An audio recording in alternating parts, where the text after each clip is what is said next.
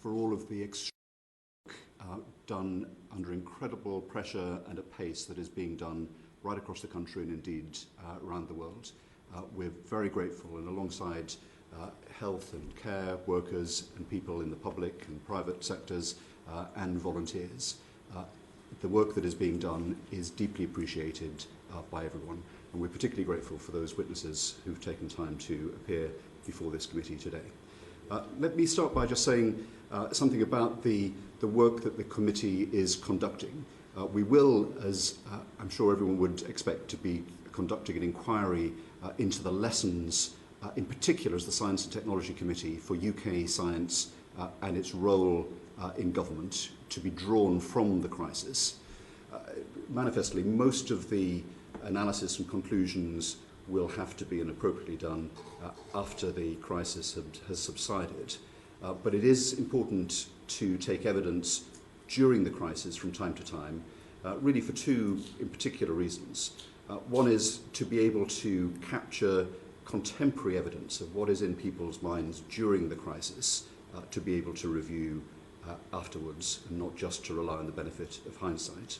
And secondly, if there are lessons to be learned already from what has happened and that can be applied in real time, it's obviously very important that we should discover them and be able to reflect on them if that is the case. So that is the reason for today's session. Our first witness is Professor Neil Ferguson. Welcome, Professor Ferguson. Good morning. Thank you in particular for appearing, given that you have suffered from the virus. I hope you're feeling better. Yes, improving day by day.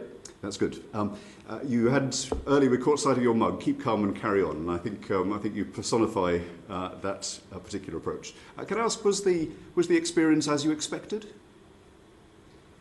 I don't think I knew what to expect. It was like rather bad flu. There were a couple of days where it was really quite unpleasant, but I think I'm basically on the mend now. Actually, severe symptoms tend to happen in the second week, so I'm crossing my fingers, but I think it's basically over for me. Good. Well, we hope it is. I hope the second week won't be as bad as the first. Can I start by asking you, Professor Ferguson, are you a member of SAGE, the Scientific Advisory Group in Emergencies? Yes, I am. And who are the other members? Could you just give us a kind of feel for what that group comprises? So SAGE consists of other chief scientific advisors from government departments, and then a set of external members, through whom I can, they're the head of subgroups of SAGE. So there's a subgroup for modelling, and chaired by Graham Medley from London School of Hygiene and Tropical Medicine. There's a subgroup for behaviour. Then there are specific individuals representing expertise in virology, immunology, behavioural science, and the like. I won't list all, I don't actually think I can remember all the members off the top of my head, but I would say there are probably 10 to 12 external members, and then a lot of people who attend meetings as observers. I see. And all of the chief scientific advisors from every government department? Yes, the meeting is co-chaired by Chief Medical Officer and the Government Chief Scientific Advisor, Patrick Vallance, but there is representation from every department and from Cabinet Office number 10. Thank you. And how often does it meet as a full group? It has been meeting twice a week since, I can't remember the precise date, sometime in January. Thank you. And has SAGE presented unified advice to government? Has it formed a consensus, or has it offered different opinions? It will vary depending on the topic under consideration. So the aim of SAGE is to give the co-chairs the best scientific, a sight of the best scientific evidence and the uncertainty around specific topics. So we're not trying to reduce uncertainty, we're trying to convey to Patrick and Chris what is known about the science, what the uncertainties are, so that they can make a judgment about how they communicate that to ministers. I see. And in your view, having seen the the decisions that have been taken by ministers and having been on SAGE, would you consider that the government has followed the advice of SAGE? So to be clear, SAGE does not recommend policy. SAGE makes judgments about science, good scientific evidence, including about how rapidly the epidemic is moving, what the likely lethality is, and not recommendations about interventions, but insights into what interventions might have what effect. So it is not, I'm not sure if the relevant question asking, has government followed the advice of SAGE? The government, I believe, has been informed by the scientific evidence and has balanced that against other considerations, such as economic, health, and all the things you might expect it to. Thank you. Are there any areas where there has not been a united view amongst the scientists on SAGE, and where it's been necessary to report a significant difference of opinion? I think on key conclusions, no, but on lots of the details, yes. People have not so much taken different views, have emphasised different aspects of the science or the uncertainty in particular topics. Could you give perhaps a representative example of that type of detail? So, for instance, I mean, in the media today, you'll see reports of a paper claiming that a large proportion of people may now have no risk of severe disease, or there may be an asymptomatic pool which you're underestimating. So the SAGE has considered that issue in a lot of detail. We have ruled out the sort of scenarios actually in that paper, but there is still uncertainty about the extent of asymptomatic infection.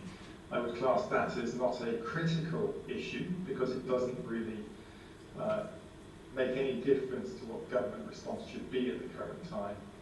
Conversely, I would say in the last 2-3 weeks,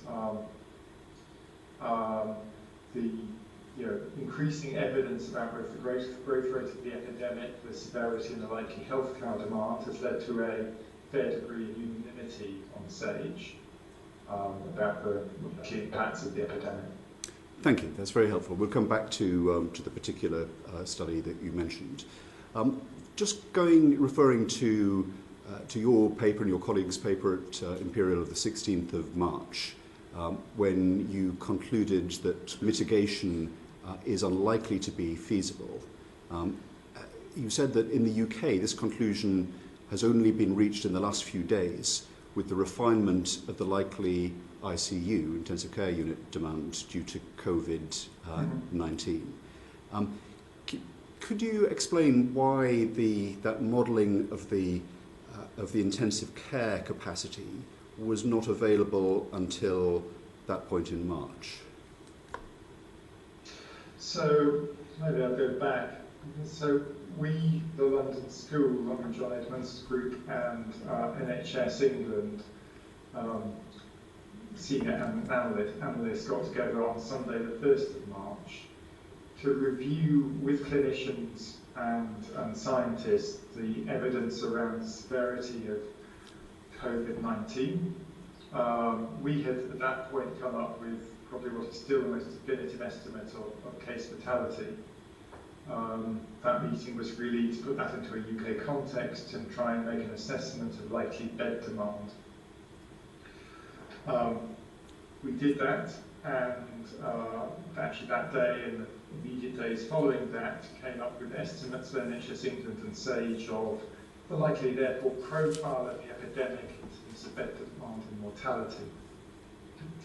NHS England then looked at the potential for surge capacity of the following week or two, and that's quite an intensive exercise. I was not involved in it, so you will have to ask them. The one thing which came into play then, probably about 10, I can't remember the precise time, about 10 days after that, was it became clear from data from Italy and actually the UK experience that prior assumptions about intensive care usage we'd made on the 1st of March were probably optimistic, and intensive care demand might be twice that we had anticipated. And the reason for that is that we had assumed that of roughly half the patients requiring ventilation with severe COVID-19 would be able to be ventilated general. Emerging data shows that that's actually gives rather poor clinical outcomes. We're struggling a bit with the feed, Professor Ferguson, but we can still see you. So just repeat that last bit again, if you wouldn't mind. Apologies. No, so not your fault. The revision was that basically estimates of the proportion of patients requiring invasive ventilation, mechanical ventilation, which can only be done on a critical care unit, roughly doubled. And so the combination of that and NHS England assessing how much they could surge led us to conclude that there would be no way that even with what we're now talking about, surging at least double normal capacity, if not triple, would be still insufficient to cope with an epidemic which was just mitigated, where we weren't going for full-scale lockdown and containment. Thank you. I understand that, and indeed the peak, according to your paper, is that the peak would be 30 times the maximum capacity of the ICUs across the country. I think I'm right in saying. So that would be an unmitigated. I think I don't have the paper in front of me. I think we concluded it was about 8 times right. in the sort of mitigated single peak epidemic, the best we could do. I should say that with what NHS are now planning to put in place, that gap reduces from 8-fold up to I think about 3-fold, but it's still a 3-fold gap. So on the basis of the announcements that the Prime Minister made this week, you think that gap at the peak is about 3-fold? No, I mean, so let me go back and be yes. clear. So NHS, since we did that initial analysis, which came out on the 16th of March, NHS have refined their ICU surge capacity estimates. Those have gone up again, more yes. than doubled.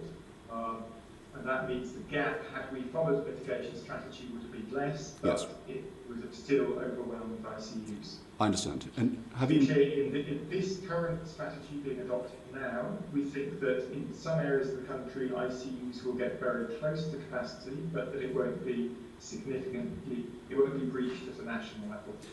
So that's a very important point. So and that is a combination of the surge in the NHS provision, plus the measures that the government announced this week, that will at a national level, on your modelling, be containable within the capacity of the health system.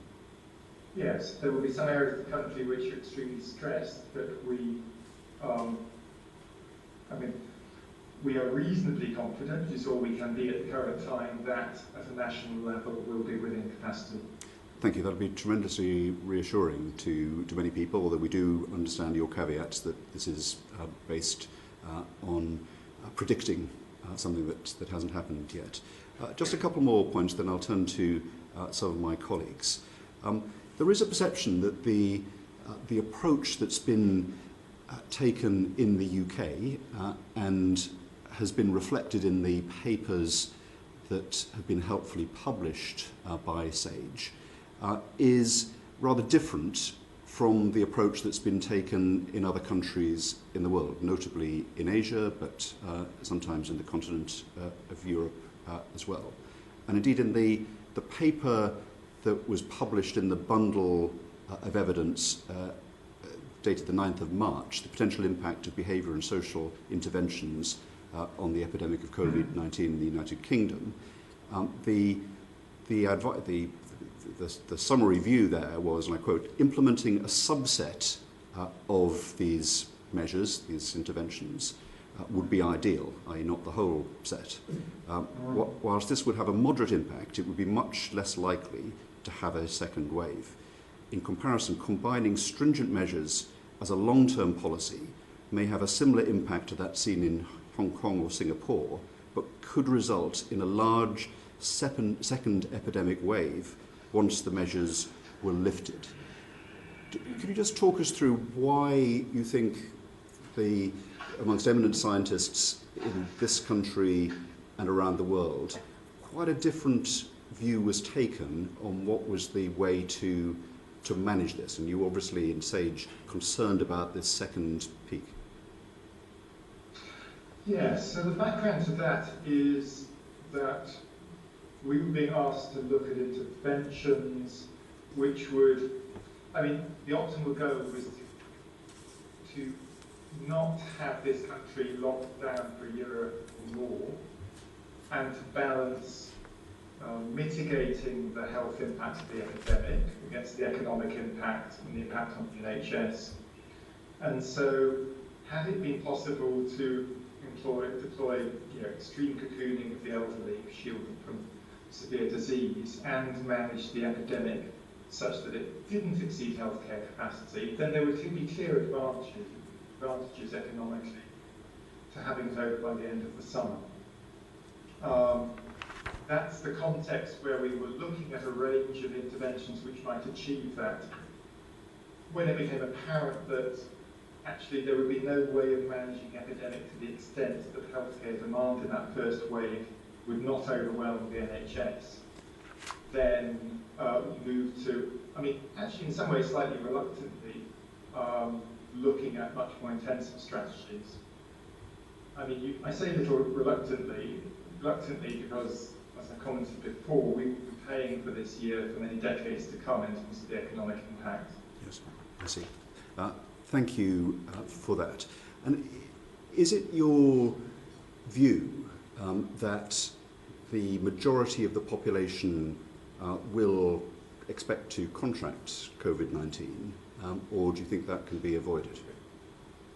So with the current strategy, no, we don't think that would be the case. The aim of this strategy is to suppress transmission really, frankly, indefinitely until we have some other countermeasures to put in place, particularly vaccine.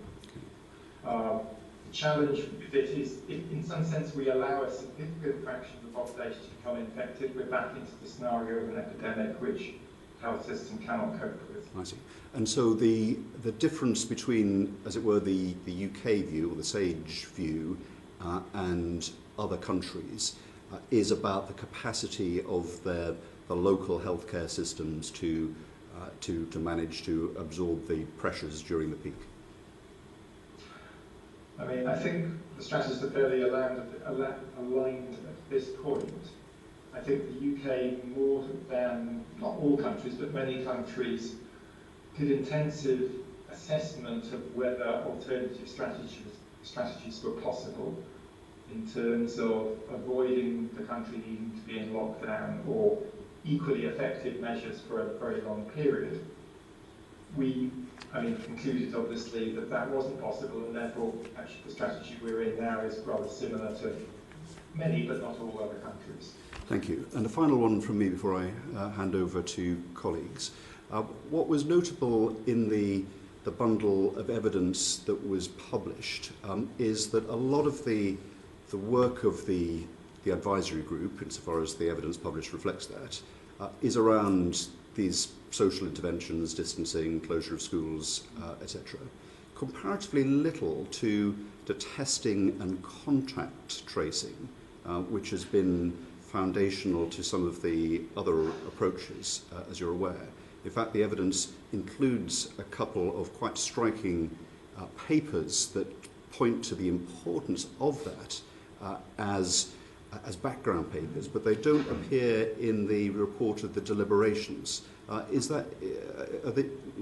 what's been published a fair reflection of what has been discussed, or did this have a more prominent place in the discussions? I mean, testing has always been discussed significantly. The reason it wasn't included in initial modelling was the projections by PHE of how quickly this country could ramp up testing capacity. I mean, we're looking at, so if we have to transit from this suppression strategy and the lockdown strategy into something this country can maintain long term, undoubtedly testing, much more widespread testing, contact tracing and other methods will have to be deployed. If we're talking about back in January, February, early March, it was very clear from messages from Public Health England that we would have nowhere near enough testing capacity to adopt that strategy. And that informed the discussions that took place in SAGE. Thank you. Yes. When do you expect the peak of the epidemic to be? Have you made a projection of that in your model? Yes, I mean, it's something we're working on intensively this week. If, and it's an if, we're moderately confident, as I said, but can't be completely sure. If the current measures work as we would expect them to, then we will see intensive care unit demand peak in approximately 2.5 to 3 weeks' time, and then decline thereafter. The reason for that lag is because it takes people something like 2 to 3 weeks from being infected to actually being in an intensive care unit. And so the measures put in place last week, intensified this week, we think will have had a significant effect on transmission, but it takes that time for it to propagate through to healthcare demand. I see. And how many people, either as numbers or percentage of the population, do you expect to be affected by COVID-19, say during the next 6 months or whatever interval is the most appropriate to consider? That's a very difficult thing to assess precisely at the moment based on current data. It will vary a lot by geographic area. It's possible that up to 5 at the outside 10% of the London population will have some form of infection in that time, but then basically once we achieve suppression, case numbers go down to a low level, that number is unlikely to increase much beyond that. I see. And obviously a very serious point is the number of fatalities. Have you made a projection of that? It was obviously one of the concerns that you had in the development of the strategy.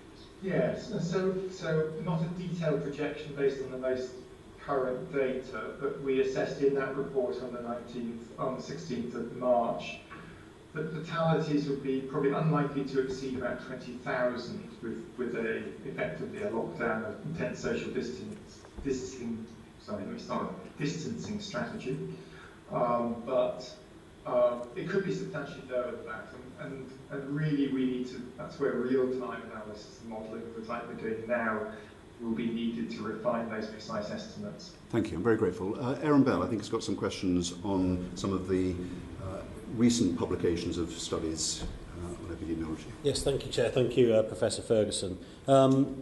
Just to go on public health interventions more generally, could you, well, you concluded that epidemic suppression was the only viable strategy at the current time.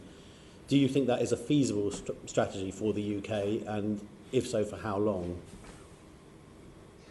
So, we clearly cannot lock down the country for a year. The challenge that many countries in the world are dealing with is kind of how we move from an initial intense lockdown, which is what China employed, I should say, and now lifting. How do we move from that to something which will have probably societal effects but will allow the economy to restart? As the Chair pointed out, I mean, that is likely to rely on very large-scale testing and contact tracing. It should be stated that the entire world is in an early stage, though, in terms of developing such strategies. China is now it's only been coming out of lockdown really in the most affected areas in the last week. We have yet to see quite what the results will be, the extent to which transmission will resurge. I suppose the most encouraging data is perhaps coming out of South Korea. It should be, people talk about South Korea as if they only did lots of testing. They actually had quite a lot of social distancing on top of that and school closure. So even for South Korea, it remains to be seen quite what will happen when they completely restart their economy. But they have relied on very rapid, intensive testing and case isolation, perhaps more than most other countries, with some degree of success. And so we're looking at that as a model. The UK does not have the testing capability to replicate South Korea right now, but it is likely in the next few weeks we will do. Thank you.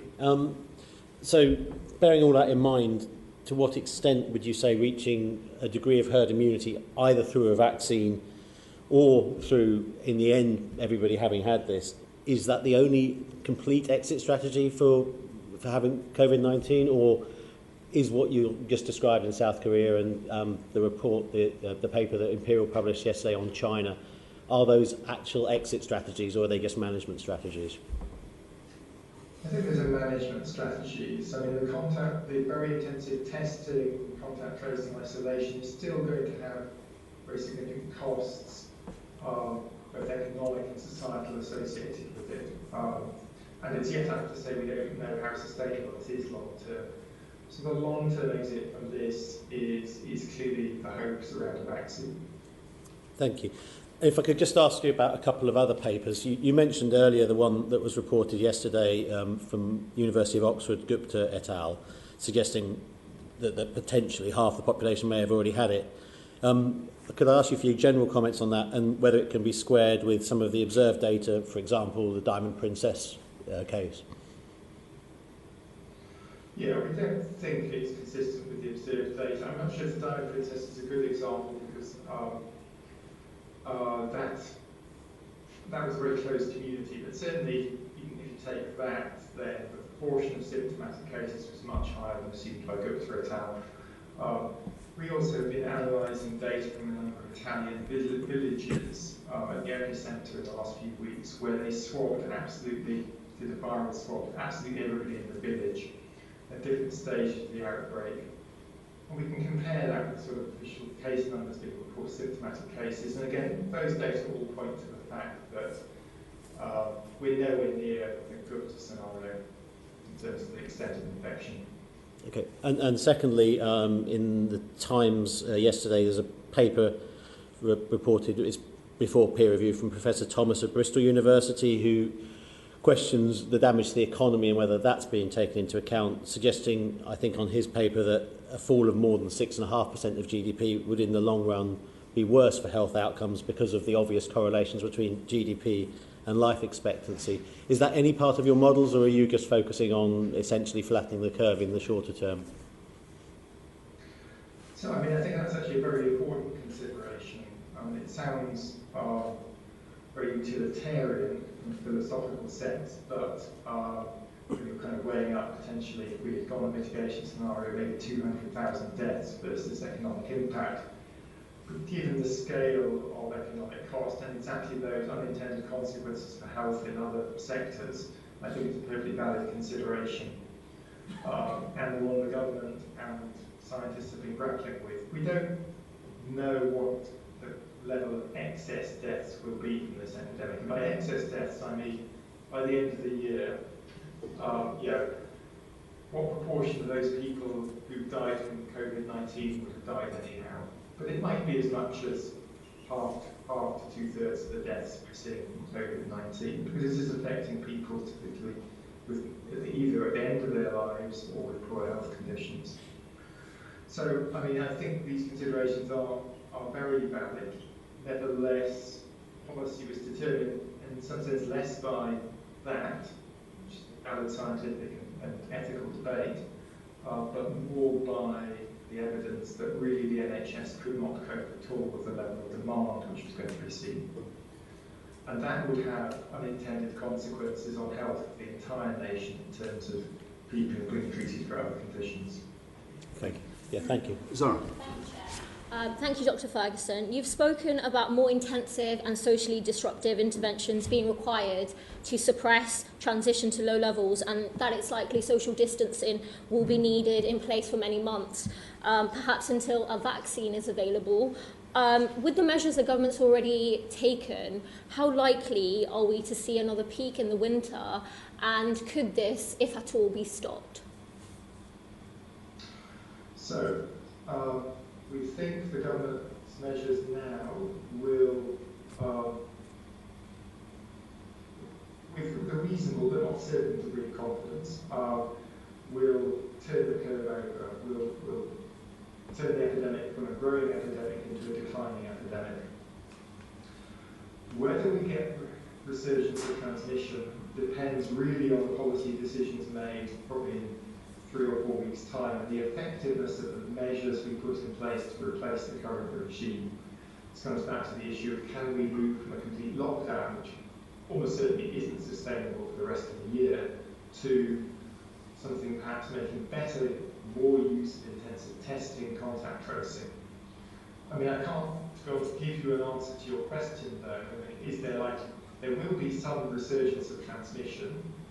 The hope is that by deploying more focused policies to suppress those local outbreaks, we can maintain infection levels at low levels in the country as a whole indefinitely.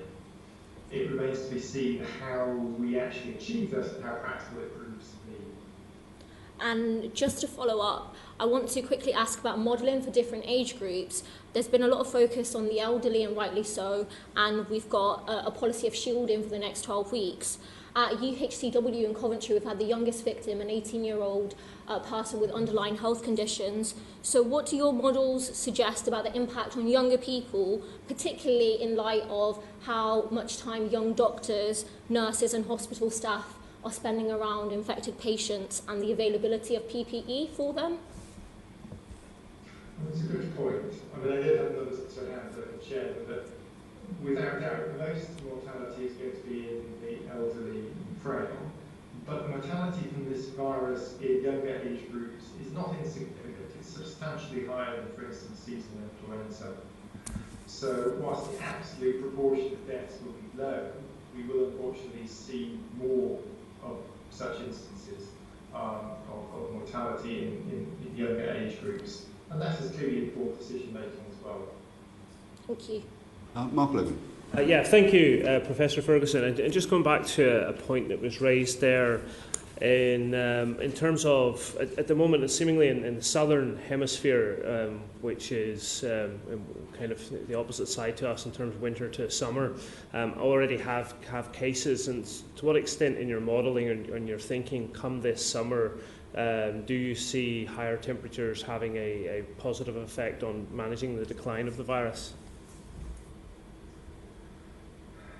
Yes, and there's been a lot of debate around that. There's very little in the way of firm evidence. I think it is plausible that this virus will show similar patterns to other respiratory viruses, and that suggests that transmissibility of the virus will be somewhat reduced in summer, but perhaps not by more than 10 or 20%.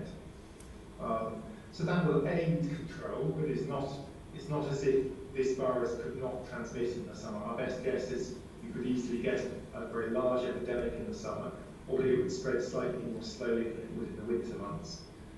There's evidence from other viruses, such as influenza, about this. Back in 2009, when we had a very mild H1N1 pandemic, we were seeing very effective and efficient transmission of that virus all the way through to July. Okay, yeah, thank you. And then in terms of regionality, so within the UK, your current study looks at kind of Great Britain on its own and excluding Northern Ireland. So I wonder, can your model extend to the whole of the UK? And then secondly is around some of the research that I've read on this and looking at maps seems to suggest that yes, in Westminster, where we're located in London, that we have a current higher rate, but in the rest of the UK, there does appear to be hubs of infection, which may be slightly different in other countries, and I wonder, could you comment on that? So what we're seeing now is really community transmission across the UK, and indeed across the island of Ireland. The reason we're seeing hotspots is, we think, down to different levels of seeding of infection into the country in different areas, really in terms of cases which are coming from outside the country. That's how the infection got into the country. And so clearly, we always would expect London to be ahead of the rest of the country. That's the principal destination of most foreign visitors into the country, people returning. And so what we're seeing is a result of that difference in seeding and a bit of random chance. For instance, there's a hotspot around Nottingham and Derby at the moment. We might not have predicted that based on people returning from overseas. It's probably likely, just as in Lombardy in northern Italy, that one or two people came back somewhat earlier, maybe in late January, and started seeding transmission there. It was unrecognised, and therefore that bit of the country is a little bit ahead of other bits which got less seeding. But there is transmission everywhere. I mean, I talked to my parents the weekend. They live in mid Wales, remotest rural mid Wales, I should say, and they've seen a case in their local community hospital. So it is very widely distributed. Thank you. And coming to that, of course, about modelling of the whole country, yes, we're intending to roll out models across the whole of Europe and allow policymakers to both to use our model in different settings, and indeed we'll be releasing the model as open source code in the next week or so. On that point, Professor Ferguson, you said in an earlier answer to the committee that the capacity of the national health system would be adequate, but perhaps not in particular places. Is that a bottom-up analysis or a top-down prediction? In other words, do you know already that particular places will need to be helped out by others? Yes, I mean, we're producing daily estimates, short-term forecasts of healthcare demand at the NHS trust level, and then aggregating those up to English regions, for instance. And so we do know, and you can see it in the data, you've heard the reports, that there are individual hotspots where ICUs in particular hospitals are already being overwhelmed. So, I mean, it's informed by that sort of analysis. Absolutely, thank you. Catherine Fletcher. Professor Ferguson, I think the British public are extremely grateful to the work of the scientific advisors, exemplified by yourself, spending time whilst you're still not feeling brilliant answering these questions. So I just want to say a big thank you for taking the time to come in and do a cracking job as well. I'm sure I speak for lots of people across the country when I say that. In terms of the modelling, people are desperate to understand to make sure they can do the right thing. And I've certainly had a lot of questions from South Ribble residents about different rates of transmission. You know, 5 people working in a mechanic garage who are very familiar with each other versus 50 strangers in a pub. And I think it would be really helpful if you could explain how you're monitoring those different types of social interactions. So first of all, I should just be clear that we, very few models, but certainly the models we look at do not model society at that level of granularity to distinguish, 5 people in a garage versus a group in a pub. What we do is try to abstract out those things. So we model, for instance, workplaces. And in workplaces, we represent people who meet every day, or most days, for instance, small networks of people who have persistent contacts. And we compare that with typical social mixing in outside households, outside schools, outside workplaces, which is much more random between people. So we capture some of those essential details without capturing absolutely every detail, which would be impractical. I'm not sure if that helps. Very good. I can expand. And very briefly, and then the difference between the big groups. So there's lots of people wanting to understand how risky it is to go to Old Trafford versus watch football on the sofa with your granddad.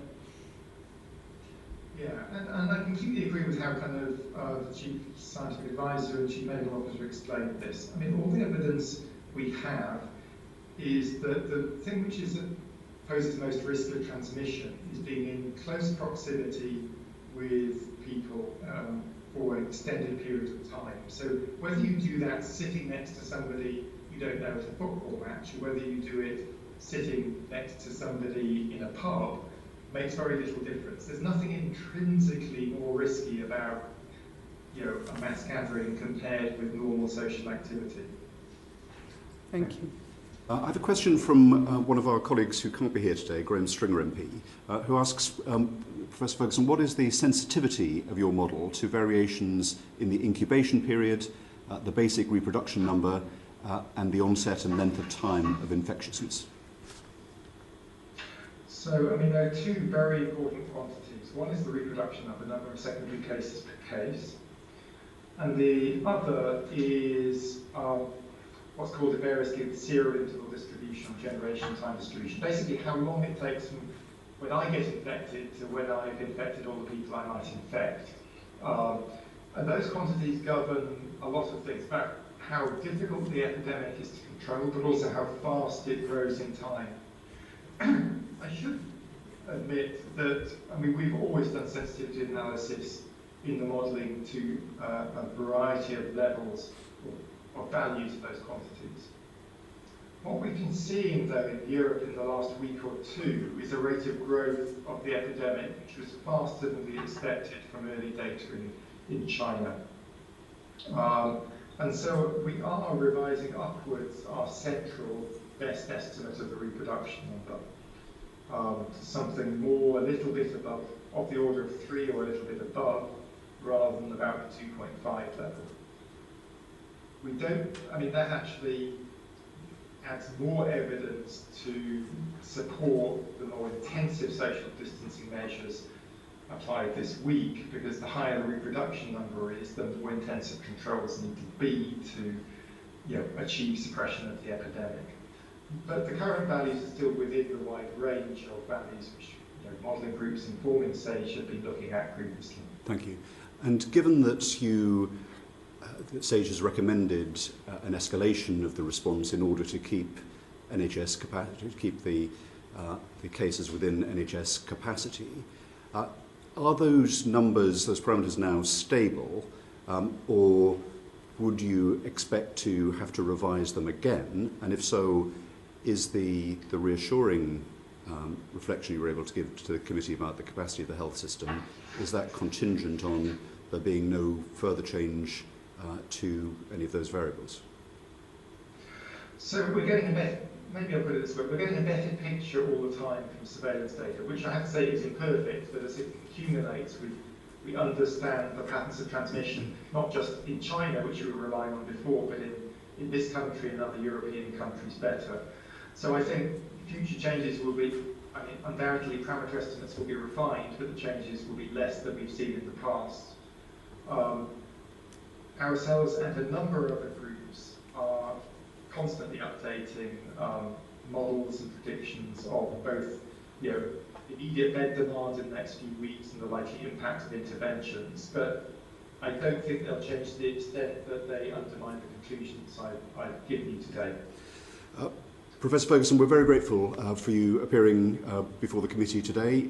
You've been extremely helpful and informative, and as Catherine said, to have done that when you've recovered from the nasty experience of having gone through the virus is a real testament to your professionalism and your resilience, and we're very grateful. Thank you very much. It's a pleasure. Thank you. Thank you. We'll just take a break while we organise the next witnesses.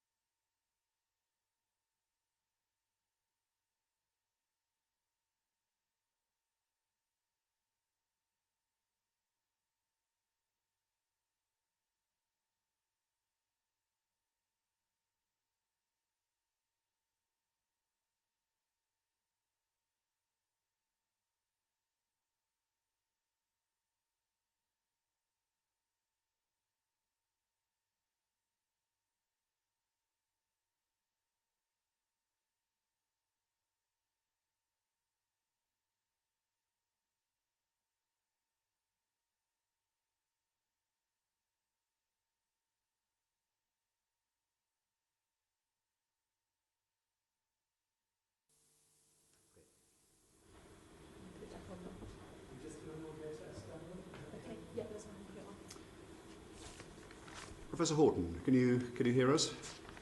Yes, very well. Very clearly. Thank you. Very good. Can you hear me? We can indeed. We're very grateful. Do you prefer to be Professor Horton, Dr. Horton? What do you? Just Richard Horton would be fine. I'll be more respectful. I'll call you Dr. Horton. How about that? Okay. Okay. Dr. Horton, thank you very much indeed for joining the committee this morning.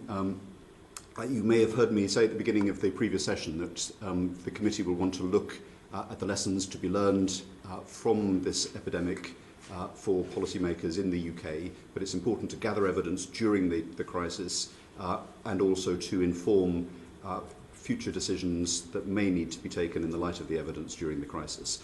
Perhaps I can start by asking, you've been a a notable critic in some ways of the response that has been taken. Is it your assessment that the government has taken reliably scientific advice and acted upon it, or are you concerned that in some way it may not have done? Well, maybe I can answer that question by taking us back to the last week of January, when the true extent of what was taking place in Wuhan was beginning to be understood. We published 3 papers in the final week of January, which set out the severity of COVID-19. These are papers in the Lancet, I should clarify for people who may not know, of which you're the editor-in-chief. Yeah, indeed. And those papers were truly alarming. Those papers showed that this disease caused a serious fatal pneumonia. A third of patients who were being talked in those papers were requiring admission to the intensive care unit. The number of deaths that was being described was rising quickly. The authors of those papers were advocating the immediate provision of personal protective equipment, urging the importance of testing and isolation, describing the fact that there was no effective treatment, and also emphasising the pandemic potential. Now, this was a signal from the front lines of the epidemic at the end of January, and I think that for all of us, many of us at the Lancet, that was a red flag. And we had, it's been 7 to 8 weeks since that time, and February was the opportunity for the UK to really prepare based upon testing, isolation, quarantine, physical distancing, ICU capacity, and so on. And I think you described being critical, and yes, in the sense that we missed that opportunity. We could have used the month of February based upon what we knew in January. And when I looked at the evidence that Sage posted on the website, there's a lot of evidence. And it's great that they've been so transparent. But what strikes me is the mismatch between the urgent warning that was coming from the front line in China in January and the honestly somewhat pedestrian evaluation of the likely severity of the outbreak in that evidence. That suggests to me that we didn't understand fully what was taking place on the front line. And what I also didn't understand is why those 3 papers weren't part of the evidence. I mean, those papers were fully available, openly accessible, published on January the 24th, January the 29th, and January the 31st. And why they weren't part of the published papers that Sage considered somewhat mystical. So, Dr. Horton, just reflecting on the structure of the advice that is given from science on this, we heard from Professor Ferguson that there's quite a broad spread of genuine experts of great standing in this, many of whom will be known to you as editor-in-chief of the Lancet. So how do you explain what you've just said is the absence of reflections on papers that you consider to be very important? Well, I think first, when I look at the evidence that Sage considered, it's from extremely respected groups, largely within the United Kingdom. But what I haven't seen is an outreach to the scientists in China. The big difference in China now compared with 2003 when there was the SARS outbreak is that China has world-class scientists who are doing absolutely cutting-edge work. And they responded in the most unbelievably rapid way to gather evidence, transmit it to the world, to send this warning signal. So if I had been chair of Sage, I would have wanted to be going to those scientists on the front line and saying, please come and tell us your experience. What is coming for us in the UK? Why are you sending this warning signal? Because it's not there in Sage evidence. That's the first thing. And then the second I can just add the second part, which is I don't see the clinician, I don't see the clinical input and the public health input. I see the modelling input. There's evidence on modelling, there's evidence on behavioural science, on mass gatherings, but I don't see the evidence from the public health community or from the clinical community. And I think especially if the clinical community had been giving evidence, they would have said, if the burden of intensive care unit usage, presentation of patients with severe viral pneumonia that rapidly progresses to ARDS, this is something that we need to be taking exceptionally seriously now, January. I'll come on to the composition of SAGE to follow up the point that you made. But there are people of great eminence and international distinction that are members of SAGE, and my experience, I'm sure, as yours, is that science is resolutely international, and much collaboration in research crosses borders and crosses continents. So how do you explain, how do you account for the relative scarceness of references to research that has been done in Asia at this time? Do you have a hypothesis as to why this may be the case? I really don't, because the people who are leading the effort in China, Chen Wang, president of the Chinese Academy of Medical Sciences, Chen Zhu, who's a former Minister of Health, Ma Xiaowei, who's current Minister of Health, George Lung, who is Professor at Hong Kong, who was one of the first to model the outbreak and send a warning signal in his January 31st paper about the risk of a global pandemic. These people are all very, very well known to the scientific community and will be very well known, I'm sure, to the Chief Scientific Advisor and to the Chief Medical Officer. An email to George Lung or Chen Wang or Chen Zhu to say, we'd like to bring you into our discussions to understand what's taking place in China would have been easy. And it doesn't look from the evidence that I've seen that took place. And that seems to me a matter of regret. And just on to the point that you made or implied about the structure of SAGE, you said you were surprised that there were not clinicians there, or there wasn't that representation. Are there amendments to the composition of this advisory group that you would therefore recommend? Well, we don't know who is a member of the advisory group, do we? So it's a little difficult to be sure what to recommend. But for a condition where you have acute viral pneumonia that rapidly leads to a critical care situation, I hope we have some of our best respiratory and critical care leaders on that committee. Given the public health dimensions, I hope we have some of our best public health scientists, not just modelers. As important as mathematical models are, it is very important to have that public health dimension. You brought it up in your questioning to Professor Ferguson around testing and isolation and quarantine. These are basic public health interventions, and I think one of the surprises expressed by the public health community is that dimension of the response hasn't been more forthrightly presented by SAGE, and that might reflect the fact that there isn't a strong public health presence on SAGE. But again, I'm saying that in slight absence of knowing who is on the committee. There is a paper in the evidence that SAGE has published from your journal of the 28th of February of Halliwell Abbott et al., which is appended and does talk about how it says, and I quote, "In most scenarios, highly effective contact tracing and case isolation is enough to control a new outbreak of COVID-19 without 3 months." But it's notable that's appended rather than featuring in the, as it were, the reflections of the deliberations. That's a paper, I think, from Lancet Global Health. That's right. Paper.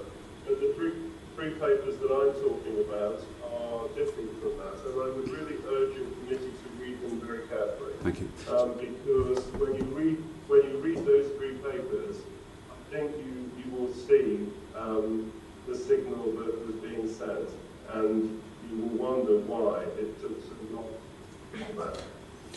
Zara Sultana. Thank you, Chair. Thank you, Dr. Horton. I want to ask you about the government's measures and the place where the NHS is currently at. So if the government relaxes social distancing and we end up seeing a second peak of cases in the winter, as some modelling suggests, how well equipped is the NHS in dealing with a resurgence of cases?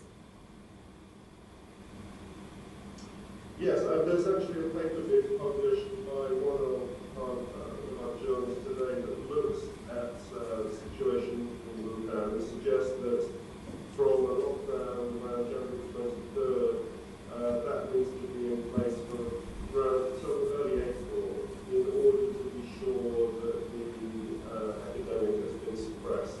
Now, we're not Wuhan, but we might be looking at a similar time period in order to suppress the outbreak in the United Kingdom. You're absolutely right, that will delay the peak, but it does mean the risk comes back later. But by that time, we should report ourselves enough time to build up intensive care capacity, which we will need for the second, even when the second peak comes. So I think the more that we suppress now, the better position that the NHS will be in later, even when the second peak comes. Thank you. Just some follow-up questions about what you've been made aware of in terms of NHS frontline staff. What evidence is there that the PPE we currently have is at the WHO recommended levels that's needed, and what evidence is there that best practice has been followed in terms of mitigating the risk of infection of frontline staff? Well, I'm getting messages every single day, literally dozens of messages from doctors and nurses, porters and security staff up and down the country in the NHS, both in primary care and hospitals, walking clinics, every part of the National Health Service, telling me that WHO approved and European CDC approved PPE is not available to them. They are being given surgical masks, thin plastic aprons, plastic gloves, rubber gloves that just come up to the wrists, exposing parts of their body to aerosol infection and contamination. Often scrubs are not available. Some NHS staff have even been forced to go to B&Q and other hardware stores to buy their own face visors because it's not been provided. Now, to be fully fair, there has been, in the last few days, significant change in the provision of PPE, what's defined as PPE. Large amounts of PPE is arriving at the trusts, but that PPE is not WHO approved, so it is not at the highest standard, and that means it's putting our health workers at risk. And in addition, some of that PPE, and I've posted these pictures on Twitter, are boxes where the expiry date was 2016, and other stickers have been put over the 2016 expiry date sticker, putting a date into the future. So this is PPE that is not at the highest standard and has expired. That seems to me not what we should be doing with our health workers. Thank you. Thank you, Zara. Catherine. Hello, Dr. Horton. Thanks very much for your time. It's a busy time. As I understood the early thrust of your evidence, it was concerns about delays in the UK's response, with February lost. I attended my first briefing here in the House of Commons on the coronavirus with ministers from the Foreign Office, with the Minister from Health, Joe Churchill, and also Professor Chris Whitty. I'll confirm the exact date, but it'll have been start of January, 20-something of January. And at that briefing, I think there was a lot of seriousness and understanding of the threat taken, and the very high-level architecture of the UK's response to that was set out by Professor Chris Whitty under question and has broadly, although appropriately, been moved forward. So I just wondered if you were aware that those plans were in place, including Chinese data, and does it change your earlier remarks now that you are? Well, I haven't seen any evidence of those 3 papers in the SAGE advice. They're not posted on the website of SAGE, so I don't actually have the proof that that work was taken into consideration in the advice of SAGE. They may well have been a briefing at the end of January, but if you look at what SAGE has posted, nowhere has it been clearly set out that you have an outbreak of a new virus that has the potential to put thousands of people into intensive care and cause thousands of deaths. That was apparent at the end of January, and our planning was not apparent even in the briefing with respect, because during the course of February and early March, what were we doing to expand that intensive care capacity? What we actually did was have a plan in which we hoped to push that curve to the right, delay the epidemic by building up herd immunity.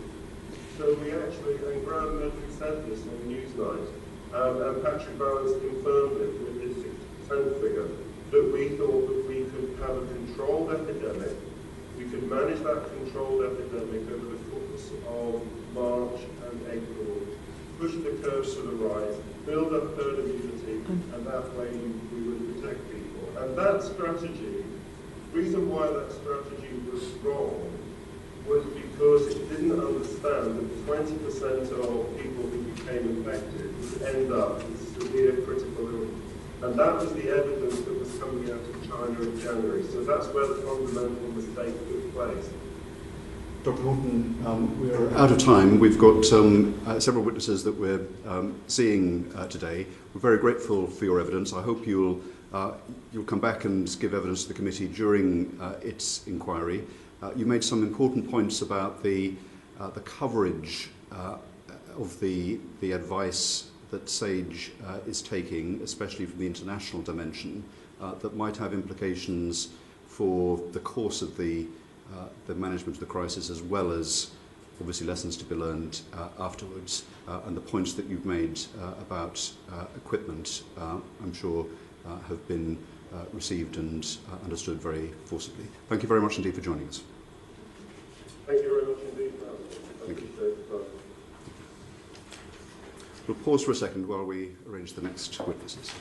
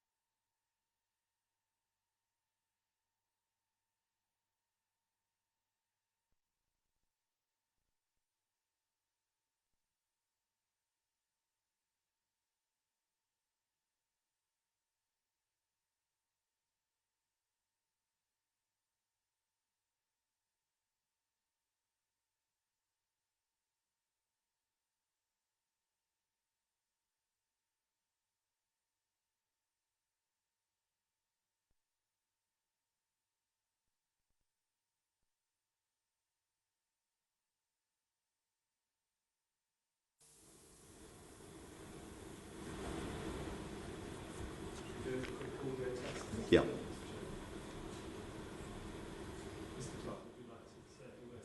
Oh yes, Melanie, you've just joined us. I can see. Can you hear us or hear me? Yes, I can hear you well. Can you hear me? I can indeed. Thank you very much indeed for coming.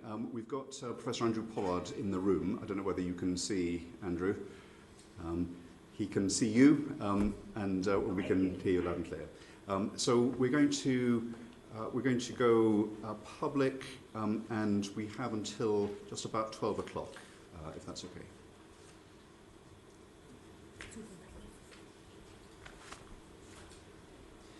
Thank you. Welcome to our next two witnesses. We have Professor Andrew Pollard from the University of Oxford and Dr. Melanie Saville, who joins us by video link, who's Director of Vaccine Research and Development at the Coalition for Epidemic Preparedness Innovations. Thank you both for joining us. Perhaps I can kick off by asking Dr. Saville and then Professor Pollard. What's known about so far about the body's immune response to the coronavirus? So, sorry, I'm just experiencing an echo, which is difficult to talk. Shall I go to Professor Pollard and we'll come back to you? Our technicians may be able to adjust that. Professor Pollard. Okay. Well, we know relatively little about this coronavirus so far, but because coronaviruses have been around for a long time and we've had two major problems with outbreak coronaviruses about 18 years ago with SARS-1 and then the MERS coronavirus more recently, we do know quite a bit about the immune responses to those viruses, and that there's particularly an association with antibodies which are made against some of the proteins the virus expresses, which are very important for controlling the virus and preventing infection. So that's been really one of the major strategies for thinking about vaccine development because of our understanding from those previous coronavirus outbreaks. Dr. Saville. Yes, just to add to that, indeed, we have learned a lot from other coronaviruses where it does appear that antibody is going to be important in terms of the immune response and should be a focus for vaccine development, for example. And in terms of the potential for vaccine development, obviously it's a question on everyone's lips as to when we might get a vaccine and when it will be available to be deployed. Based on your familiarity with the work that's going on at an intense pace around the world, perhaps you might just give the committee a feel for what time frame you think we are looking at. Professor Pollard and then Dr. Saville. The first thing to say is that, as you can imagine, there's intense and urgent efforts all around the world. There's about 30 different candidates that are being worked on in different countries. And these candidates mostly still are in that development phase and testing before you get into testing in humans. And then the next step is manufacturing after that, because we have to go through a very careful manufacturing process to make sure that when we have something in a syringe that we know exactly what it is. The regulators have looked at it very carefully so that we have the best possible information about safety before it goes into the first person's arm. There are some vaccines that are already in clinical testing. You'll have heard in the news about one that's already being tested in Seattle, and there's also some vaccines in testing in China at the moment. So we're getting close with a number of the candidates to actually getting into people, which is where we'll start to know a bit about the safety and whether we get a good immune response with the vaccines. The next step after that is to actually see whether the vaccines work, whether it can prevent disease. And that will only be possible in settings where there's ongoing transmission. And at some point beyond that, we'll have larger numbers of individuals involved as we go through the phases of clinical trials that would provide the data needed for regulators to make recommendations for the use of the vaccine. It's likely that in this setting that if we have sufficient data from some of these products, that regulators will be able to look at emergency use regulations to think about early deployment rather than going through the very prolonged 1 year to 18 months of regulatory review even when the trials are finished. So to come back to the question of how long, it depends on really getting through those phases. If everything goes well with manufacturing and the trials are able to report early with no problems, this can be done relatively quickly, but without any shortcuts. You have to continue to have due care as you progress through this. I think the estimates of 1 year to 18 months would certainly be very likely that we'll have different candidates in that period of time which have been through all that testing. I think it's certainly possible with some candidates to be much sooner, maybe even this year, to have a lot of data on whether they work and whether they could be useful for populations. The first phase is safety testing, and then the second is the efficacy of the vaccine.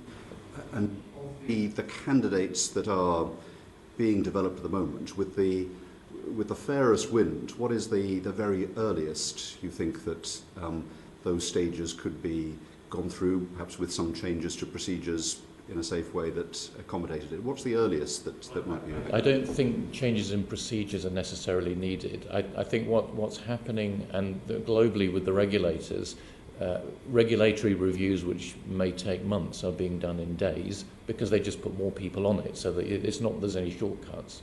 Manufacturing approaches are fairly standard, but everyone's trying to see whether there's more capacity to actually get there quicker rather than cut corners. So I think it's around urgency and providing the capacity to make sure that some of the normal hold-ups in process are not there. I mean, I think there will be unanswered questions because what we're talking about really in a development program normally takes somewhere around 5 years, and we're talking from a standing start of trying to do something here in months or a year. So it is a huge difference from normal practice. But I do think it's possible with a sailing wind to do that very rapidly. Okay, Dr. Saville. Yes, so to add to that, I would certainly agree that we need to go through the normal stages of development of a vaccine, from generating the vaccine through preclinical testing, and to ensure that there is both safety and efficacy testing of the vaccine in clinical trials. And another important point indeed is the manufacturing. And in that regard, I think to reach a 12 to 18 month time frame, many activities need to be done in parallel and at risk. So with manufacturing, don't usually scale up your process until you have clinical data. But one of the approaches that CEPI is taking in terms of funding is to accelerate that scale up of manufacturing so that it is done even at preclinical phases, so that you can move very rapidly to testing in humans in very large numbers, and ensuring that we could get to hundreds of millions of doses being available globally in a time frame of 12 to 18 months. I think the other point that has already been raised is the importance of the regulators. The regulators are working very fast.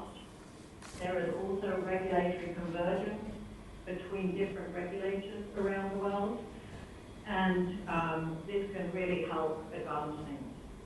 So from a CEPI perspective, we are funding a number of projects. We're actually funding 8 projects currently through phase 1.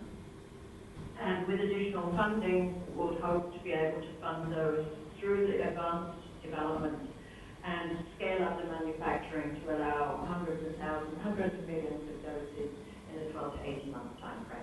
And on the funding side, for which you play a part in that, is the quantum of funds available within the UK, and are the processes for making that available to particular researchers, are they agile enough, would you say, for the purpose, or are there any changes that need to be made in flight, as it were?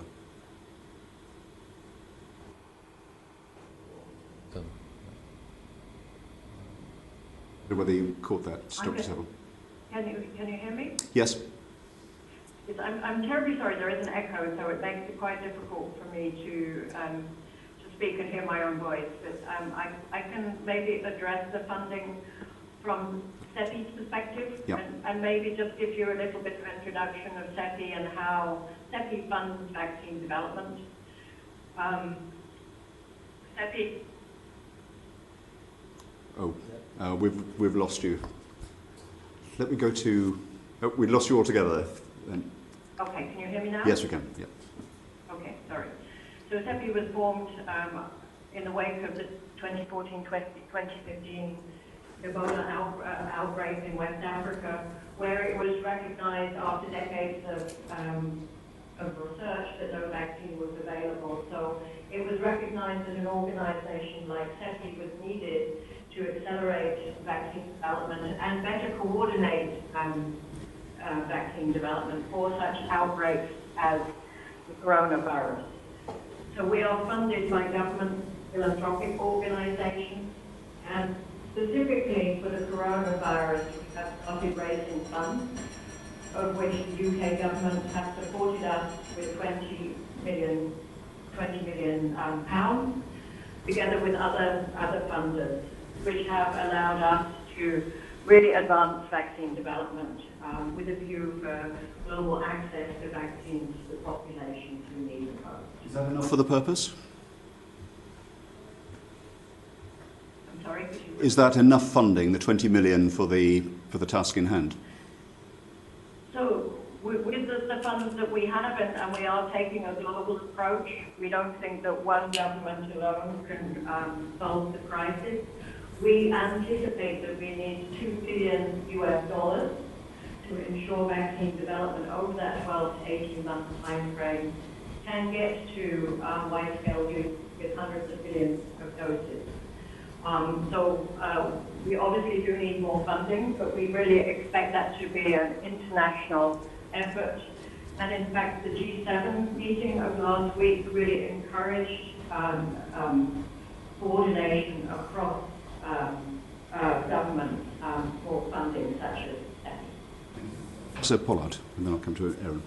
Yes, so just to add that the UK government has already started to make some investments in vaccine development projects here in the UK. But I think, as Dr. Saville was saying, one of the real challenges that makes this very different from normal vaccine development is you wouldn't normally invest at risk in upscaling manufacturing at this very early stage before we even have any data in humans.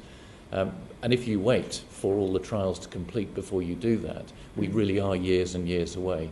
So perhaps one of the real messages is the investment needed now at risk in upscaling some of the potential products. And I think that's one thing that CEPI is already looking at from a global perspective, but perhaps we need to also be looking at that specifically from a UK perspective.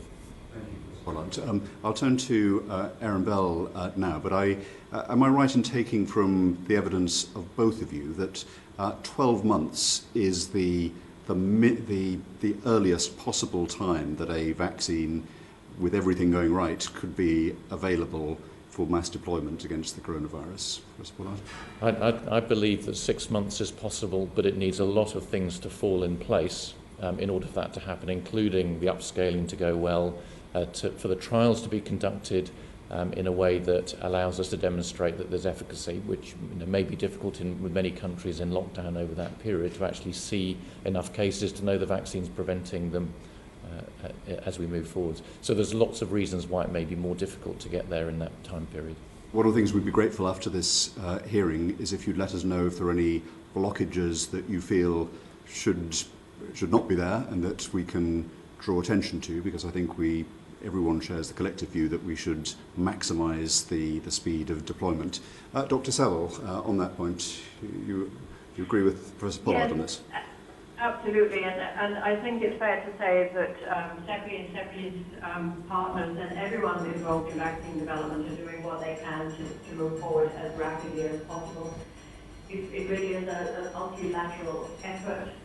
So when we talk about 12 to 18 months, we are really talking about that time frame where we would anticipate having an emergency use authorization of some description that would allow vaccines to be used outside of clinical trial protocols with really large volumes. If that can be done faster, then obviously we would do everything we could. But bearing in mind the complexity, I think it's probably best to say that if you're really looking at a very wide-scale use, it would be about 12 months. Thank you very much. Aaron Bell. Thank you both for your evidence so far on timeframes. It does seem that you are both quite confident that there will be a vaccine at some point, given that we, as I understand it, have never had a vaccine for a coronavirus so far. Could I just ask you to explain why you are so confident that this will be successful on whatever time frame it is? Yes, I think from my perspective that we've got many candidates being tested around the world, and we know enough about the biology of these viruses to be fairly confident that one of the directions that are being taken will be successful. Although you say we don't have a vaccine, which is absolutely true, we do already have evidence from the MERS coronavirus that some vaccines can induce strong immune responses in people. So I think that gives us some confidence that there shouldn't be any reason why this virus is different, that we could get there. And the advances in our understanding of the immune response and being able from January to have the sequence of the genome of the virus that allowed very rapid preclinical development of vaccines around the world to happen is an astonishing change from, I guess, the last big outbreak in 102 years ago in 1918 with Spanish flu, which was the last time we had something on this scale. We wouldn't have been able to do anything then. And so, I mean, we are at a remarkable place in science that allows us to get to this point so quickly, to even have these discussions. Thank you, Professor. Same question to you, Dr. Saville, is that? Yes, certainly. So, indeed, that we do hope that at least one of the candidates will be successful. We certainly do not anticipate that they all will. There are problems that will come along. In terms of the way that SETI has worked, many of the organizations we are funding, including Oxford University, have experience with other coronaviruses, including some clinical data. I have to say, though, there is no efficacy data of a coronavirus in humans, but from clinical data, and certainly data of small studies in humans, suggested an immune response that may be protected. Yeah, thank you. Coming on to the immune response, the British Society for Immunology has said that viruses related to coronaviruses do not typically induce long-term immunity. So are you able to say how long an induced immunity, whether that's through exposure or through a vaccine, would be expected to last? I think it's a great question. It's one of the critical questions that usually gets addressed in clinical trials of new vaccines is how long does the immune response last? How long is protection likely to be? And the way that we manage that with most other diseases that we prevent through vaccination is to do the trials, look at how the duration of the response, and then often, even after deployment of vaccines, we may need to look at booster doses in the future to manage that. And you'll be aware that there are many vaccines, for example, through childhood where we give boosters. Influenza, we need to vaccinate every year. So although it's an unknown, it isn't an unknown that couldn't be addressed in the future if we need to. And I think as an exit strategy for many countries from lockdown, particularly given the comments we heard earlier about the difficulty in sustaining something that completely avoids transmission, to me, vaccines seem to be the most likely exit strategy globally. Dr. Saville, any comments? I do agree that that is exactly what is evaluated as part of vaccine development, and that obviously needs time. I think it's also important to follow up survivors and make sure that research is being done in survivors to see what happens to the immune response after natural infection. Yes, thank you. And on that point, would it be safe for people who have recovered the virus, would you say currently it is safe for them to stop the social distancing measures that the government has advised people taking based on your understanding? Dr. Saville. I think that's difficult to say. What we know from the outbreak so far is that it doesn't appear that there are a lot of individuals that have been documented to shed virus on a couple of occasions. I think there are a couple of reports in China and Japan. It is probably, from what we know from coronavirus, is a reasonable assumption. I think we already know for most viruses after you've had an infection that you have some degree of immunity, often completely sterilising immunity so you can't get reinfected, at least for a period of time. But even in those where we do get reinfections, generally they're not as severe as the initial infection. So I don't think that we should be changing any advice from government at the moment on social distancing because we don't know this for certain. But the likelihood from the biology is that we will have some protection of individuals once they've been infected. Thank you. Chris Larson.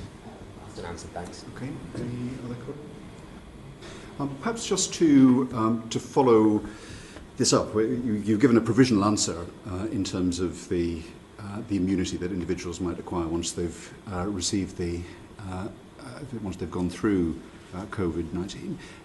Is there research that is seeking to be more precise about this? So I think both in terms of following up people who have had disease There's incredibly intense science going on that I'm aware of in the UK to try to understand the nature of the immune response, also the nature of the inflammatory response which is causing these severe cases, and samples being collected in our hospitals from those patients. So I have no doubt that we'll have a huge amount of knowledge during the course of this year about that. As far as the immune response is concerned, exactly the same types of approaches to dissecting the vaccine response will be occurring as soon as vaccines get into trials in this country, and is happening in the US at the moment, I'm aware, with the work they're doing there on their RNA vaccine. Dr. Saville? Really nothing to add. I think there is a lot of research. Also to highlight that WHO are coordinating a lot of these research questions to make sure that data can be gathered and well coordinated. Some countries may be in a position of wanting to and being able to lift lockdowns over the months ahead. From what you've said to this committee, on the basis of a vaccine, that's unlikely to be possible for a year, possibly 6 months if everything lost all precedence. If the same timetable is in place for the analysis of the reinfectability of people that have gone through the virus, on what basis do you think people can make decisions to lift lockdowns? That's a very good question. I mean, I think to some extent, as Neil Ferguson said earlier, until we have some experience of what happens when lockdowns are lifted, we're not going to really fully understand that. But I mean, with most infections that transmit like this, most respiratory infections, it is absolutely the case that if you still have susceptible people in the population, you will be able to reintroduce the infection and transmit again. And as he said, there will be some mitigation perhaps around season, but it's likely that you would have more transmission at some point in the future once the lockdown is lifted. Richard? Both of your time. I guess it's busy, so it's appreciated. I just wanted to return back to manufacturing and having manufacturing facilities available whilst a range of candidate vaccines are going through preclinical and clinical.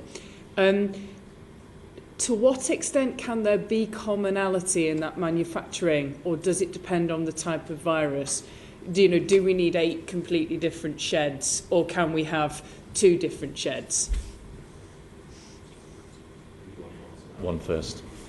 Probably Melanie first, because she's got a good oversight of that. Sure. So just as you say, TEPI is funding 8 projects. They do come under different categories, such as the nucleic acid vaccines, recombinant proteins, or vectored approaches.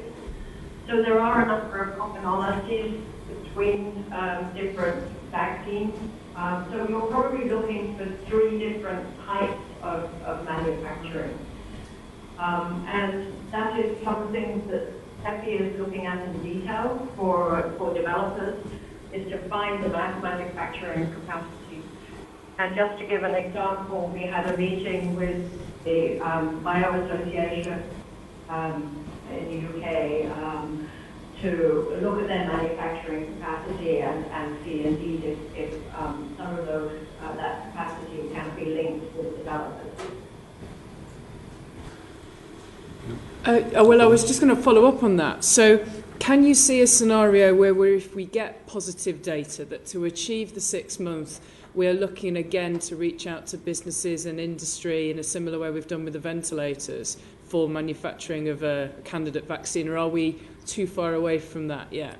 No, I mean, I think so we need to do that now. We probably should have done that yesterday.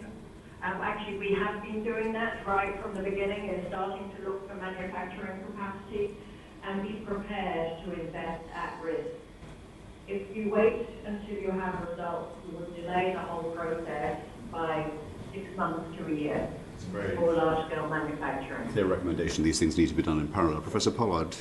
That's perhaps a domestic issue for us, is that we certainly have recognised this in the UK. The UK government has invested substantially in starting to build a new manufacturing facility called VMIC, and that was a decision after the Ebola outbreak to try and improve capacity for exactly this situation. Unfortunately, that building is only just starting.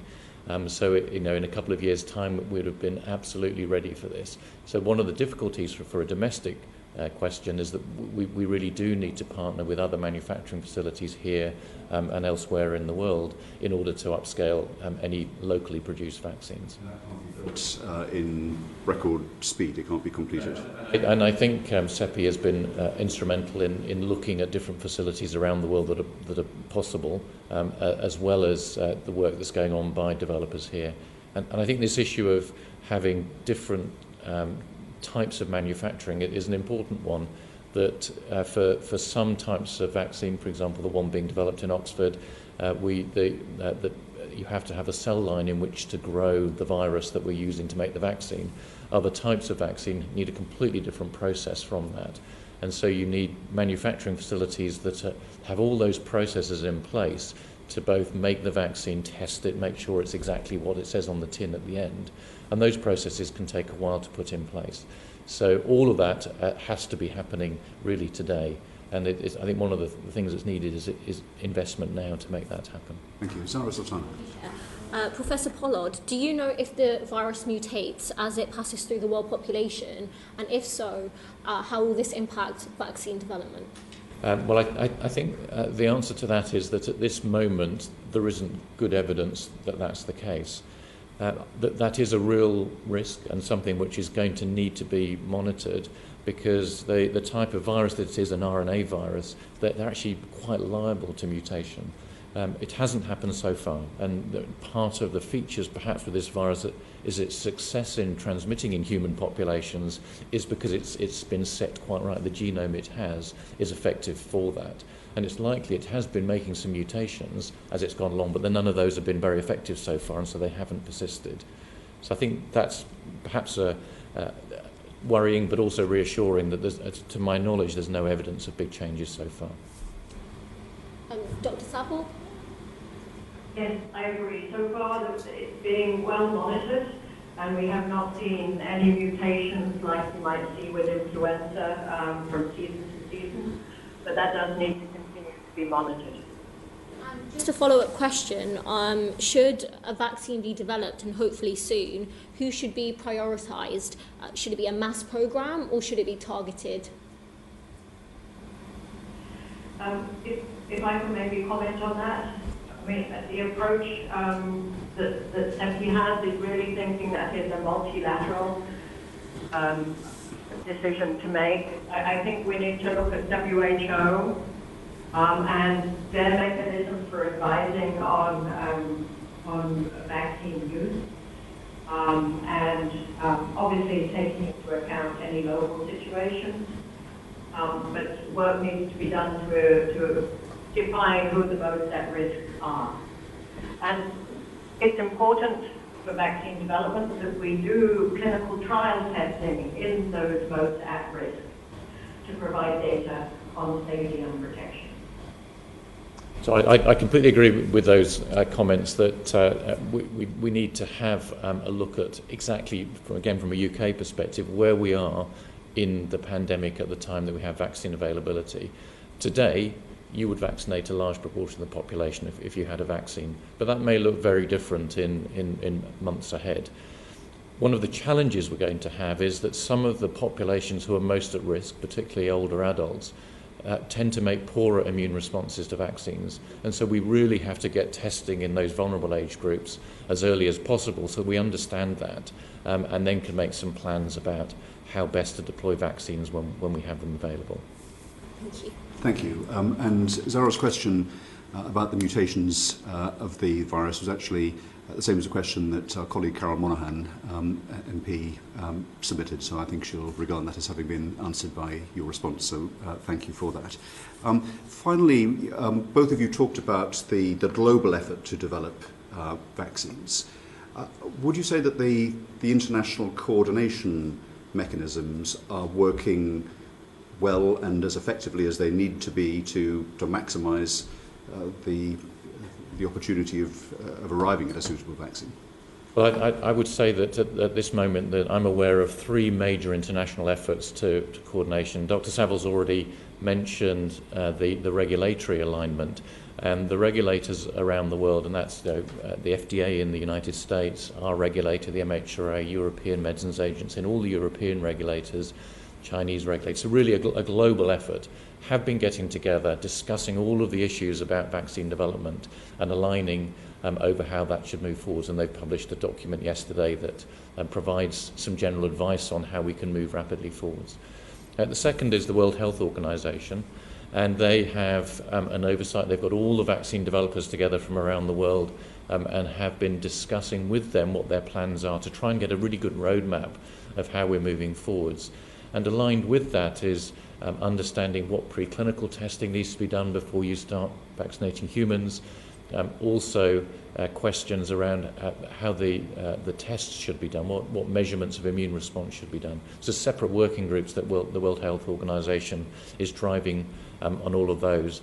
And then lastly, to pay tribute to CEPI, who have also been coordinating a lot of global efforts, not just on the vaccines they're funding, but on many of aligning around many of these issues and bringing academic experts together to give advice as we move forwards.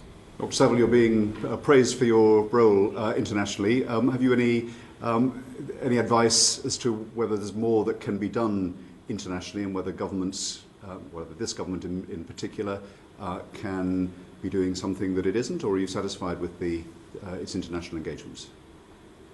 I think from the government, Prime Minister Johnson, with his discussions with the G7 and also with the Chinese president, have really encouraged this international coordination and collaboration.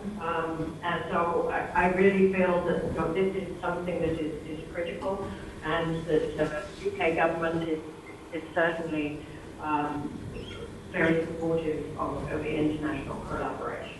Thank you. That's good to hear. And just finally, just to kind of follow up one of the questions that Erin made, there are people that in this country that have been tested for COVID-19 and have been positive and have come out of it. In fact, we took evidence from Professor Ferguson right at the beginning of this session.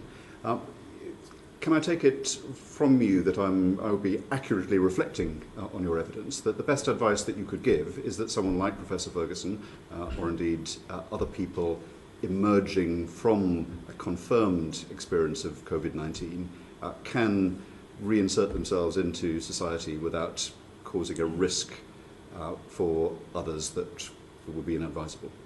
Well, I think we do know from some of the studies following up people to see when they are no longer shedding virus, that the advice that we have is reasonably robust at the moment about people reinserting themselves in society after they've recovered from infection completely. I think that the unknowns are the contribution of the people with no symptoms to transmission, and of course we don't know who they are. Just to say, from my perspective, obviously our priority is vaccine development, so we're not experts in that area, but obviously making sure that the vaccine development programs are well designed to address questions such as durability of protection, need for booster will help in that regard. Thank you very much. We're very grateful. A lot of hopes of the world rest on the development of a vaccine, and the work that you're doing and your colleagues are doing in your institutions and around the world is absolutely pivotal, and we're very grateful for it. And thank you for your efforts today.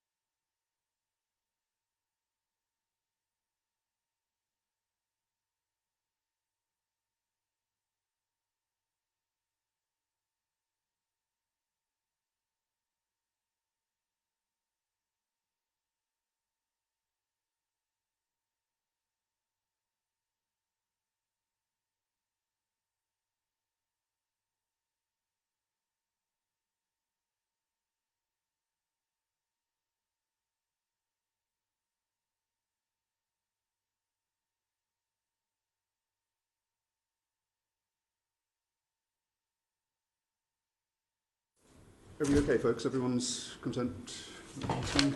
Nearly there.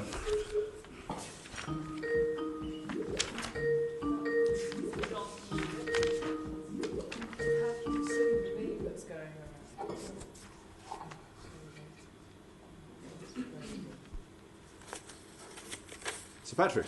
Good morning, Sir Patrick. Good morning. Thanks so much for being with us. With everything you've got on, it's much appreciated. We're advertised live at 12 o'clock, so we'll wait for that point, if that's all right. Okay. Yeah. I'm in your hand. Thank you. I think the opposite is almost definitely.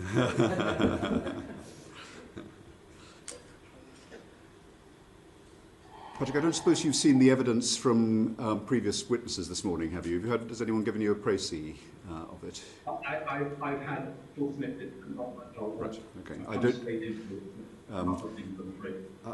I suppose probably the most significant new development was the Professor Ferguson's assessment that the overall current capacity of the NHS is projected to be able to contain the demand, which you'll obviously be aware of.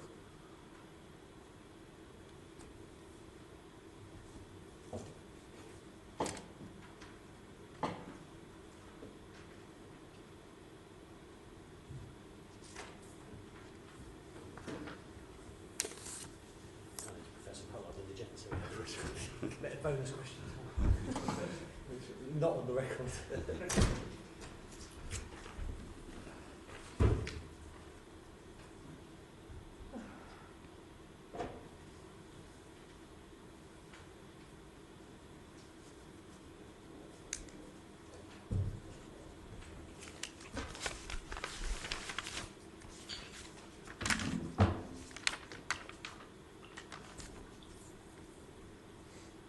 So we've got till about 12:45 with Sir Patrick.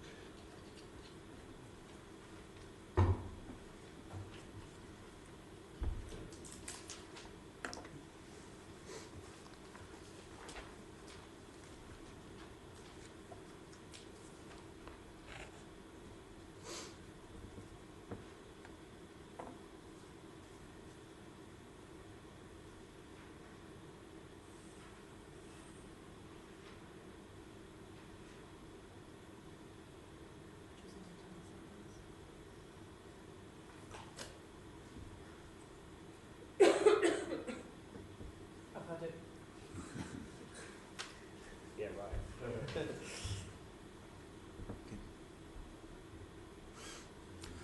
Order, order. The committee is back in session. I'm very pleased to welcome Sir Patrick Vallance, the Government Chief Scientific Advisor. Very grateful, Sir Patrick, for your giving evidence to the committee today.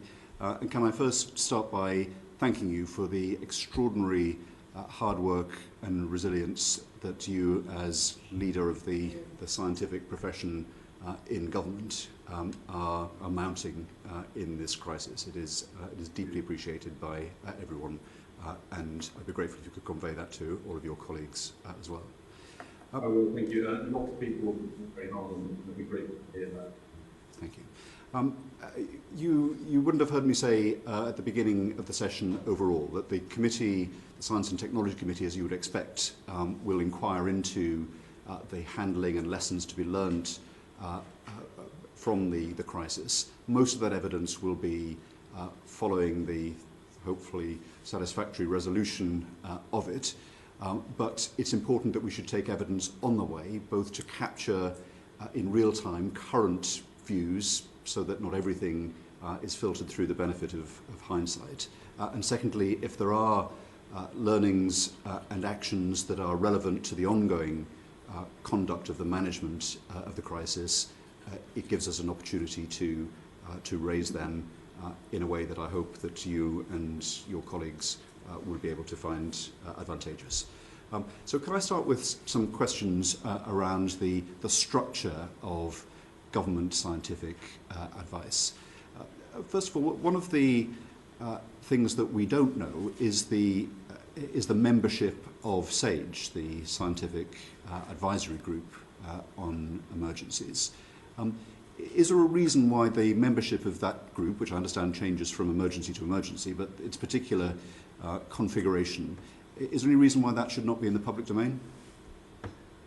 Well, first of all, let me thank you for that. The learning lessons we go along will be an important part of coming all of this. Learning about the new virus, so it's important we can look at this very carefully. The members that say, not really a membership, participants of the meeting. So we have the people who come to the table, need to come to the table. They come from a range of backgrounds, in particular emergency, and that is from clinical, virology, epidemiology, modelling, behavioural science, a range of backgrounds. Underneath, there are a series of other working groups that have membership that obviously have different rules as well. We have a modelling subgroup, a clinical subgroup, we have a behavioural science subgroup, we couple activities, so we form ad hoc groups as we do with certain requirements.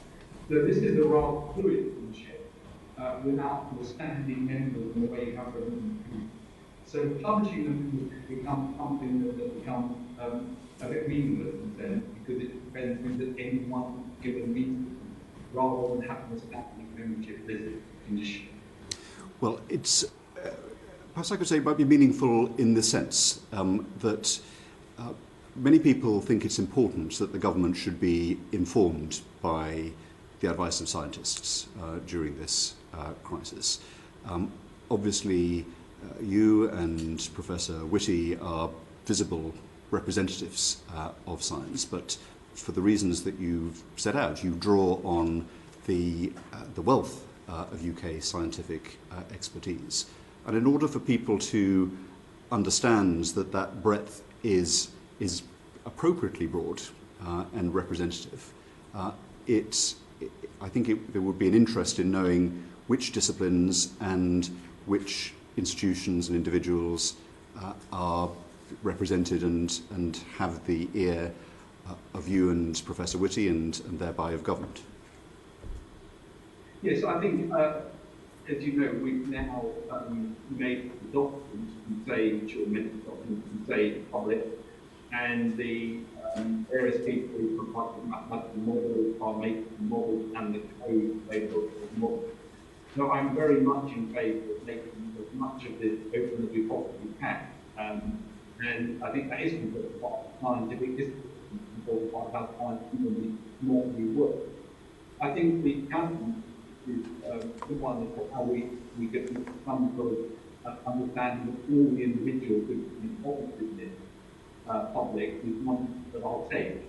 But I think it's not difficult to say here's a list of members of the state, and the state membership is a thing on fine. The only other thing I would say is about making sure that our information out, which we will, all our information out, is we inevitably are some very turnaround on key questions.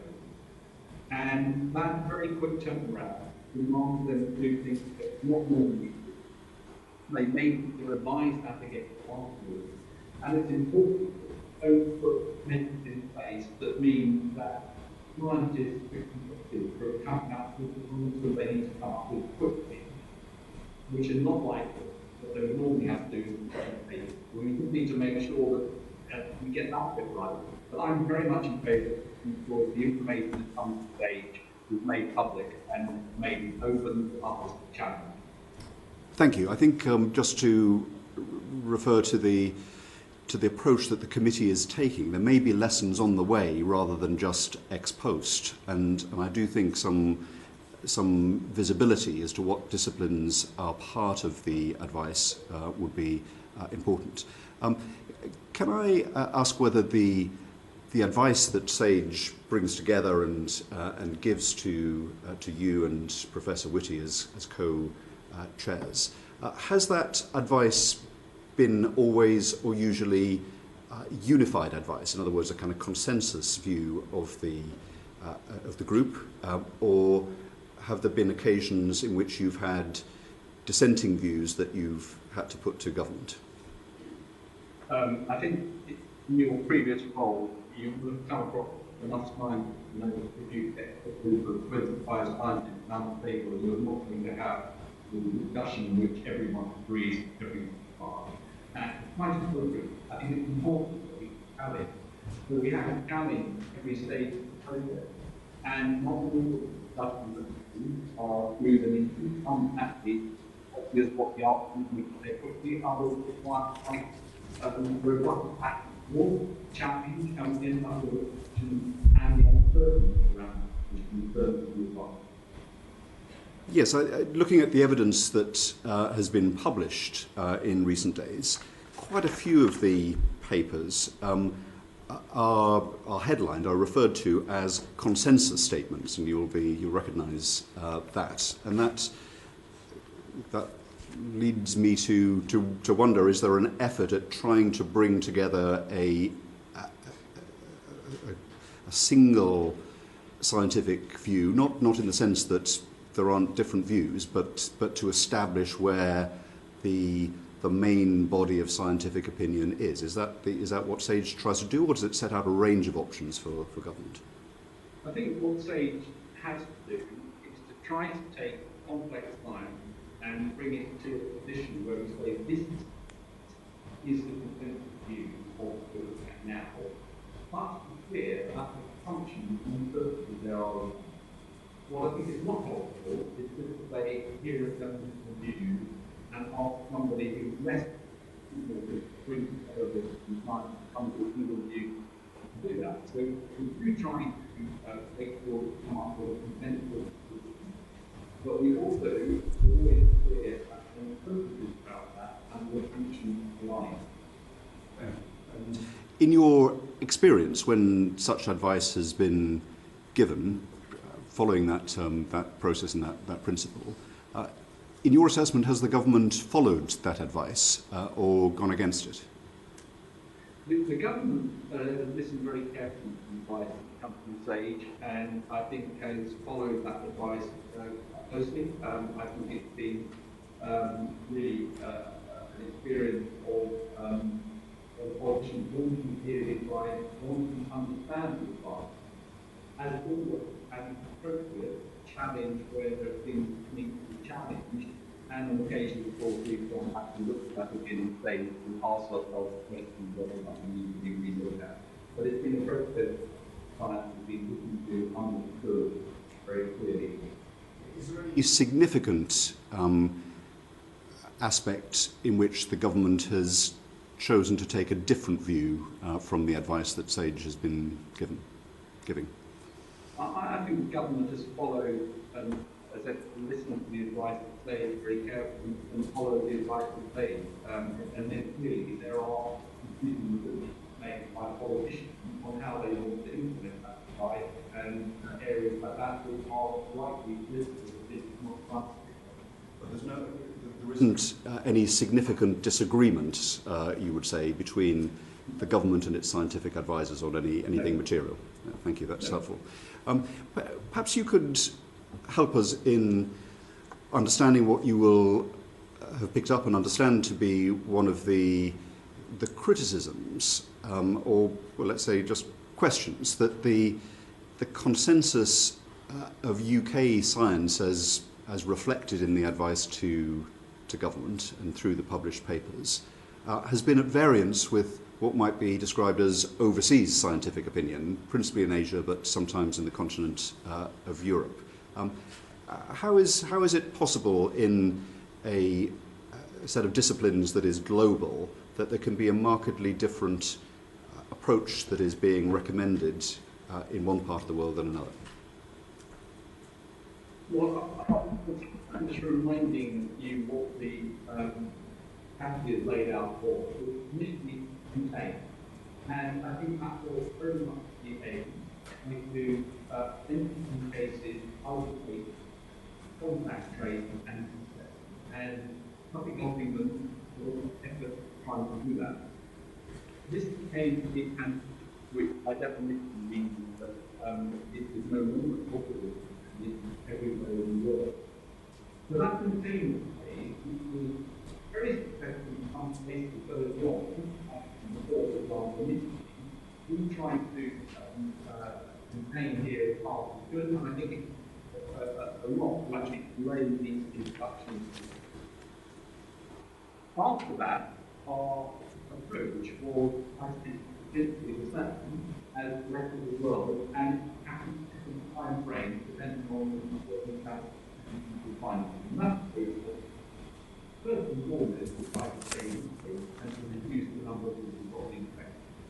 That means reducing the overall peak, trying to get that down as far as we could, and obviously critically important to keep that below the NHS ICU capacity.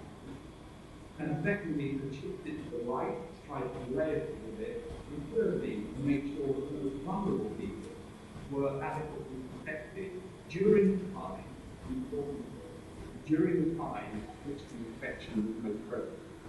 And those were the principles that we built recommendations around. And I think they are basically the principles that everybody can follow. The question then comes into the speed and extent of what stage of the outbreak. And we were clear, taking an example of protecting the vulnerable, that the measures that would be in place are obviously quite extreme, and we need to make sure that vulnerable people are protected when the infection is there to be protected from. There's a timing issue there, and there are clearly timing issues around whether to introduce the numerous different interventions that are important to try and delay an epidemic. We laid those out very well. Stage first met in January, and we've been discussing this for many things. What we laid out quite early on what the various interventions were that will be needed to try and protect the food. And through a consensus statistical modelling, what the likely impact of those different measures on the size of the peak, on the delay of the peak, and the number of deaths. The rollout and implementing that was about trying to make sure that the most impactful programs, the ones with the biggest effect, were done first and were done properly, and the others were added in the door. And that's the approach we've taken. I don't think, in essence, that's very different from what any of the other countries have done. It is different from what countries are able to have a very robust containment strategy early on, like Singapore did in that first wave, although of course Singapore is in a different position now. So one of the differences that one observes from the evidence that's been published, and there is now a lot of the papers that SAGE has published are about particular interventions such as closing schools and about the social isolation of the vulnerable. There is comparatively little reference in the papers to testing and contact tracing, despite the fact that there are some appended papers to the evidence published, including from the Lancet, that suggest that in countries like South Korea and Hong Kong and Singapore, that testing and contact tracing has been the most important early intervention. That doesn't have, I would say, the same degree of prominence in the evidence that is before the public as to what SAGE has considered. The first few meetings we had, say, were all totally dominated by the question of contact tracing and containment and isolation and testing. So those were the early methods that we had, and testing brought through examples of being able to do that through Public Health England, and be aware that for a long time the UK was the biggest testing number of levels now, and we have to up to over 90,000 tests now. So testing has been probably on, if not on the agenda, I should think it's been on the part of the agenda to say testing. At the beginning, it was in the context of testing and contact regulation. Over the more recent times, it's been very much about sending up tests and making sure that testing is wide level to be able to do much wider testing. And I think that is a crucial thing to do. And there's two types of testing that we're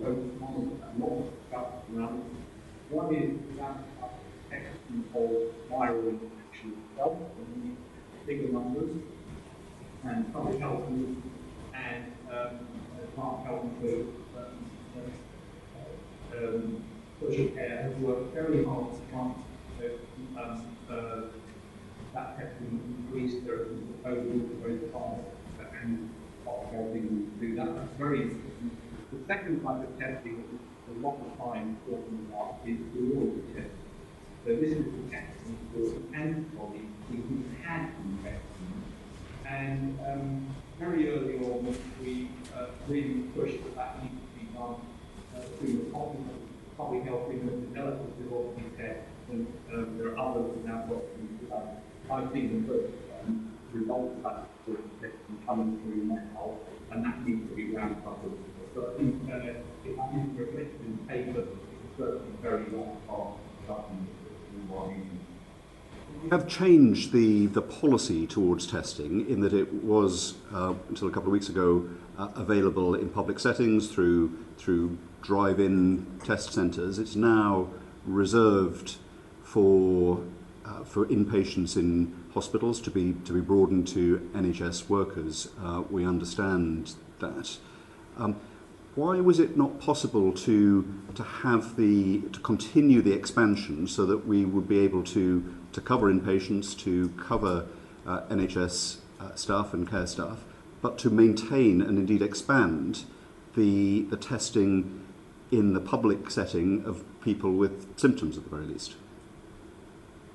There, at the moment, isn't enough testing to do all the things like we really need to get on with. So, emphasis on ramped testing is key, and that's why there are proposals to get to 110,000 per day tests. That's what's being worked on at the moment. In terms of detecting active infections, there are major things taking into a big testing facilities around the UK, in addition to the public health and testing, and I think that really happen in order to get through. Until we get up to those numbers, then the decision, I think, is the right one in made to test patients in hospital and try to test healthcare workers. And that's pragmatic reality. We can pick up with testing, the better it will be in terms of being able to test and is there anything that you think could have been done at an earlier stage to have expanded the number of tests or the capacity for testing available? Well, I wish we had more tests available today. So, in that sense, it would be great to go ahead of this more than we've been able to do. But it's not easy to ramp up testing for that scale. I mean, it's a technically difficult thing to do. I reiterate the point that the UK is actually the fourth largest sector in the world, but we were not certain around, but it's absolutely the case that we need to get many more now. And there's a very industrial size effort to get us to the large numbers going to get to. And we need to get them not only now, but also, and this is going to be an important thing to look at as we go through this, and finally to relax a little bit and testing is going to be a critical part of that. So, I can't overemphasize the testing right. And then my final point, it's important to fail testing, it's also critically important. There is a very real problem if things are rushed and you that give you automated false positives. And it's important that we do this at the right quality. And I'll give you an example. If you were to test company and get a false negative, you've done a disservice. They then think that they're okay to go around back to work or whatever and cause more problems. So we do need to get the quality of the right. And that is technically difficult to do at scale, and I know many people very hard to do. Thank you, Professor. You mentioned the serology test and how important that is to see who might have gone through having the virus without knowing about it. When will that be deployed? You say it's already being tested now. Give us an idea of when we might expect to see the widespread rollout of that and what kind of pace. The serology is public health and epidemiology working. There's a proposal to do a community-based study of that, looking at different age groups, and one of the big unknowns in this epidemic is what proportion of people get asymptomatic infection. There are papers, for example, in Wuhan, that suggest that over 80% of people are unaffected in Wuhan, and there's a paper from Italy that over 70% of they tested for asymptomatic. But we don't really know. So the first priority with the serology is to try to get a handle on that number. We then need to ramp up the quality testing, and that's where the quality tests that people mentioned, a much more self-administered finger prick test that you could do, are potentially the answer to that. It's very important that these tests are properly validated, that we understand again false positive, false negative. So the lab-based test is up and running to about 4,000 tests can be done in that per week. At the moment, that's going to ramp up. And the first study will be this community-based study, which we should be seeing results on over the next few weeks. When do you expect that type of testing to be available at scale across the country? The tests, the finger prick type tests, are being ordered and looked at now, and if those are effective, I think that needs to be tested to make sure we're clear about the effectiveness and sensitivity and specificity of the test. If that happens, that can be relatively quick. I think we need to make sure we've got the right parameters around those tests before we roll them out. And that's something that DHS and others are looking at now. The summer or later in the year that we're talking about? I think it was sooner than that. If these tests work, that can be done. I see. And just to be clear, that is the absolutely desired aim. If we can put this out quickly, that will make a huge difference. I understand. I'm grateful. In terms of taking the best scientific advice into government and taking policy decisions on that, I wonder whether you can give some clarification from your scientific vantage point on whether people should work if they can work, if they can't work from home, but they can work 2 meters apart from each other. If they're not in a designated critical occupation, providing they can meet that distancing requirement and can't work from home, is it okay for them to work? Well, first of all, I think I can commend you on being 2 meters apart. I can't quite judge from the both. And I think the aim of the social distancing and other measures in place is to break transmission between households. That's essentially what we're trying to do. You break transmission between households, that allows the whole thing to come down, then you try to get the R value below 1. And the R value is the number of people average by 1/3. And when you get that by 1, that means the epidemic is out of the way. So that's the aim, is about breaking transmission to households. All the measures we want to place, that's money to do that. The best way to do that, of course, is everybody staying in their own houses and not go from it. The work situation to make it impossible for certain types of work and for certain types of essential work, including these others, but not many others as well. So the advice is clear. People should stay at home.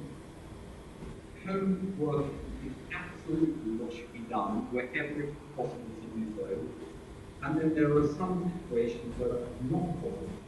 And in those situations, staying 2 meters apart is important. Will it be necessary, in your view, for people to work in settings where they can distance themselves from each other that may not be listed as critical occupations in order perhaps to provide components to something that is critical? yes, I think those are things that need to happen. I mean, we need to keep things going. The health service, now it's an all make sure that this can work, but it's very obvious to the nurse, the doctor, but I'll give you an example. It's rather important that we continue to discover new substances and vaccines. Let me turn to Aaron Bell. Thank you, Sir Patrick. Just briefly on the public health interventions, and essentially it seems that there are a succession of levers that you have, or interventions if you like, that you want to pull. It's just a question of the timing at which we pull those. Is that a fair characterisation? Yes, I think it's a fair characterisation, and that's what we're trying to do. And so are there further levers that are in reserve, or are we now at maximum leverage, as it were, in terms of what we're going to ask the public to do? I think you heard from Neil Ferguson earlier on, who's one of the more input things to say, and by the way, we have lots of more questions, but Neil is certainly the world leading one in this. The measures that have been put in place, the compliance, which now looks as though should be enough to bring it down to a normal overnight. And so those measures, which mention the right time, the right way, should get this below the line. And that's the aim. And I think we would be quite, we know as well as I do, really extraordinary measures in place now in terms of the effect on society and the way we live. And those measures, you never say next anymore, those measures really should be enough to bring it below the line. And I reiterate, it's now clear if what is below the line. And we should expect there's a time delay of 2 or 3 weeks after that goes down there. Thank you, Sir Patrick. If I could briefly turn to communications, which are obviously part of the strategy, how we communicate that out to the public. Firstly, could I say thank you for your efforts in this regard, Professor Whitty and Dr. Harries. I know it's not a role you sought, but I think you've been very reassuring to the public in your appearances. Could I ask what scientific advice has gone into the overall communication of what we're asking the public to do? In the table that we published from stage, where we looked at what the interventions were that could be looked at and what effect size they would have, we also had tables describing what the behavioural implications of that were and how these could be communicated from a behavioural science point of view. So there's been quite a lot of work done on that, and very clear as well on behavioural science, a number of different groups which has been given in the government communication process. Thank you. And obviously we have a free press, but I really would like to ask you what you think their role needs to be in this situation, this epidemic. I mean, is there a case for some sort of agreed voluntary code on how they report on this, given the public health concerns? For example, whether they should be emphasising compliance rather than the exceptions, things like that. I'm asking really for a scientific judgment, not a journalistic one, because I appreciate there's a balance here. You know, I was getting quite close to not being science. Yes. That you're obviously good to answer there, and I'm not sure that I can really comment on what papers should or should do with this. But I mean, what I would ask is that papers try and follow the sort of responsible line that's being laid by the government, and it is important to encourage people to be compliant with it. And I think the message that I would like everybody to hear is what many people will get a disease which is mild or moderate. The aim of intervention is to protect everybody. And if we don't do it, if we allow household to household transmission to take place, then we put other people at considerable risk. And so making sure that these measures are really understood and that people understand the impact of behaviours which don't then allow them to adhere to it. I think it's going to cause a problem. So I'd like, you know, as always, that communication come out clearly and be supported in the papers. I can't go beyond that. No, understood. Thank you, Sir Patrick. Chris Nelson. Thank you, Sir Patrick. And obviously, I'd like to reiterate the comments about the work you're doing. I think, very trying times, you've actually been very effective. I just wanted to come back to the social distancing piece very briefly. The documents published by SAGE on the 20th of March recommended an alternating period of looser and stricter social distancing controls. Is there a scientific reason for that? Is that better than a single period?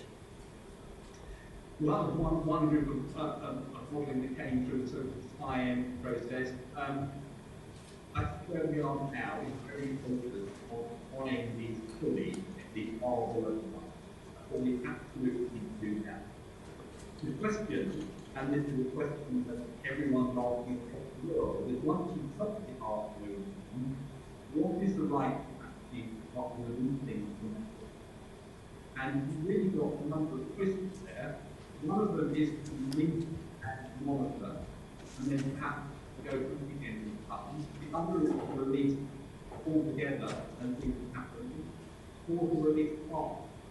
And I think that question of can we start taking off these measures and monitoring the effect is one we're going to have to really do, and monitor carefully so we can adjust depending on what we see. But I don't have an answer. I don't really know what the answer is exactly the right way to do that, and that modelling is one way to do it. Have follow-up periods. Thank you. And sorry, I've got one more follow-up. We're also now following a strategy with the most at risk of shielding, which will involve things like deliveries of food and medicine. Is there any risk of the disease actually being transmitted to those people via food deliveries or medicine deliveries? Well, there obviously is a risk if the people doing it go into the house and get close contact. So that's why what should happen is that the deliveries should be left in a place where somebody can get them without having to go into direct contact, if that's possible to do that. And it's clearly important. Nobody delivers to people if they've got any symptoms at all. So I think the measures that have been advised by public government on how to do this should protect the individuals as far as possible, and try not to go into that. In some cases, really in care homes and places where you are going to need to have contact and take the appropriate measures to protect them. Sorry, just to expand on that, so there's no chance of actually transmitting it via the actual food itself? The survival of the virus on hard surfaces maybe for 48 hours or so, and then it falls off quite quickly after 24 hours. On soft surfaces, it's actually much less than that. So that there's no probability of using it through food in the way you said, but of course you've got to wash things like fruit and before you use it. Thank you. Thanks, Sir Patrick. In the Imperial College report dated 16th of March on non-pharmaceutical interventions, it states that mitigation is no longer a feasible strategy after refining the estimates of likely ICU demand in Italy and in the UK. And it goes on to say that previous planning estimates assumed half the ICU demand now estimated. Given that the government has updated its strategy, the most effective mitigation strategy would involve exceeding ICU demand 8-fold. Dr. Ferguson in the previous session said this would now potentially be 3-fold with the new measures that have been introduced by the government. Does this imply that the previous mitigation strategy still involved exceeding ICU bed capacity by some amount? Oh, well, there's absolutely no intention to ever exceed the ICU capacity. I mean, that's not the strategy, and that's part of the strategy. The mitigation, of course, has two parts to it, which is the fine bar work. And what we need to do, and what's being done at the moment, is to test the demand side, to try and suppress the numbers as far as we can, and at the same time, scale up the NHS capacity so that it's got the fair need to do that, and that's what we need at the moment. I can't complete and nobody can guarantee that there will not be occasions when an individual places ICU you get free. I mean, that's always the main possibility, and of course, in winter, anything, the pressure comes but there's no guarantee that you can stay within that. But as the various different we've looked at now, with measures in place now, the increase in enterprise capacity that's being forecast and talking by the NHS, this looks like it's on track to try to stay within that capacity limit, and that's clearly the key to do. Thank you. Just to follow up, with the previous optimum mitigation strategy that the government was pursuing, there were figures of how many people were expected to perhaps pass away from the virus. Was there a number of mortality figures that were seen that appeared tolerable, in your opinion? Well, I think as I said at the beginning, it's difficult to find any strength that they're tolerable. And so our aim from the outset was to make sure we minimise death and suffering and try to make sure that the most vulnerable were protected. And that has always been the aim of what we've been trying to do. Now, there is a common situation that we need to know over what time period it occurs. And there's a balance between this going on for a very, very long time or going on for a short time. There's what options that need to be looked at. But I think we would never should that there's a fair correlation to death. But one of the reasons for not there which is what always happens in this situation, trying to say if things are out of worse reasons, okay, I can't control it, what's the number of deaths and the number of effects you end up with. And that's the reason the worst case scenario is spoken about in the past. And just to very quickly finish, Dr. Horton just previously mentioned warnings that were coming out of China before the World Health Organization officially declared the pandemic on the 11th of March. There were also warnings that if the virus spread beyond China, it could become a global pandemic. This was around January.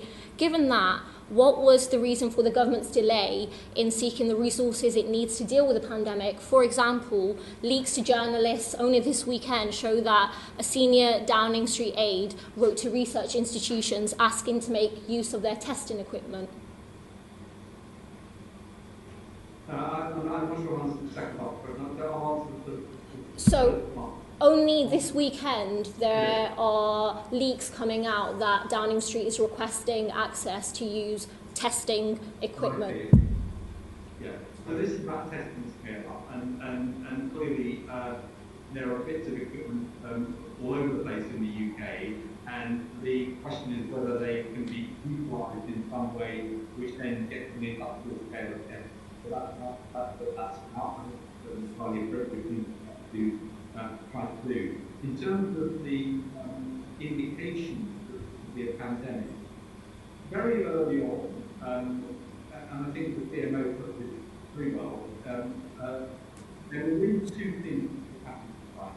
Either China contained it completely and it would have gone away, and that was one possibility. And the other was they wouldn't contain it, it would spread and it would be a pandemic.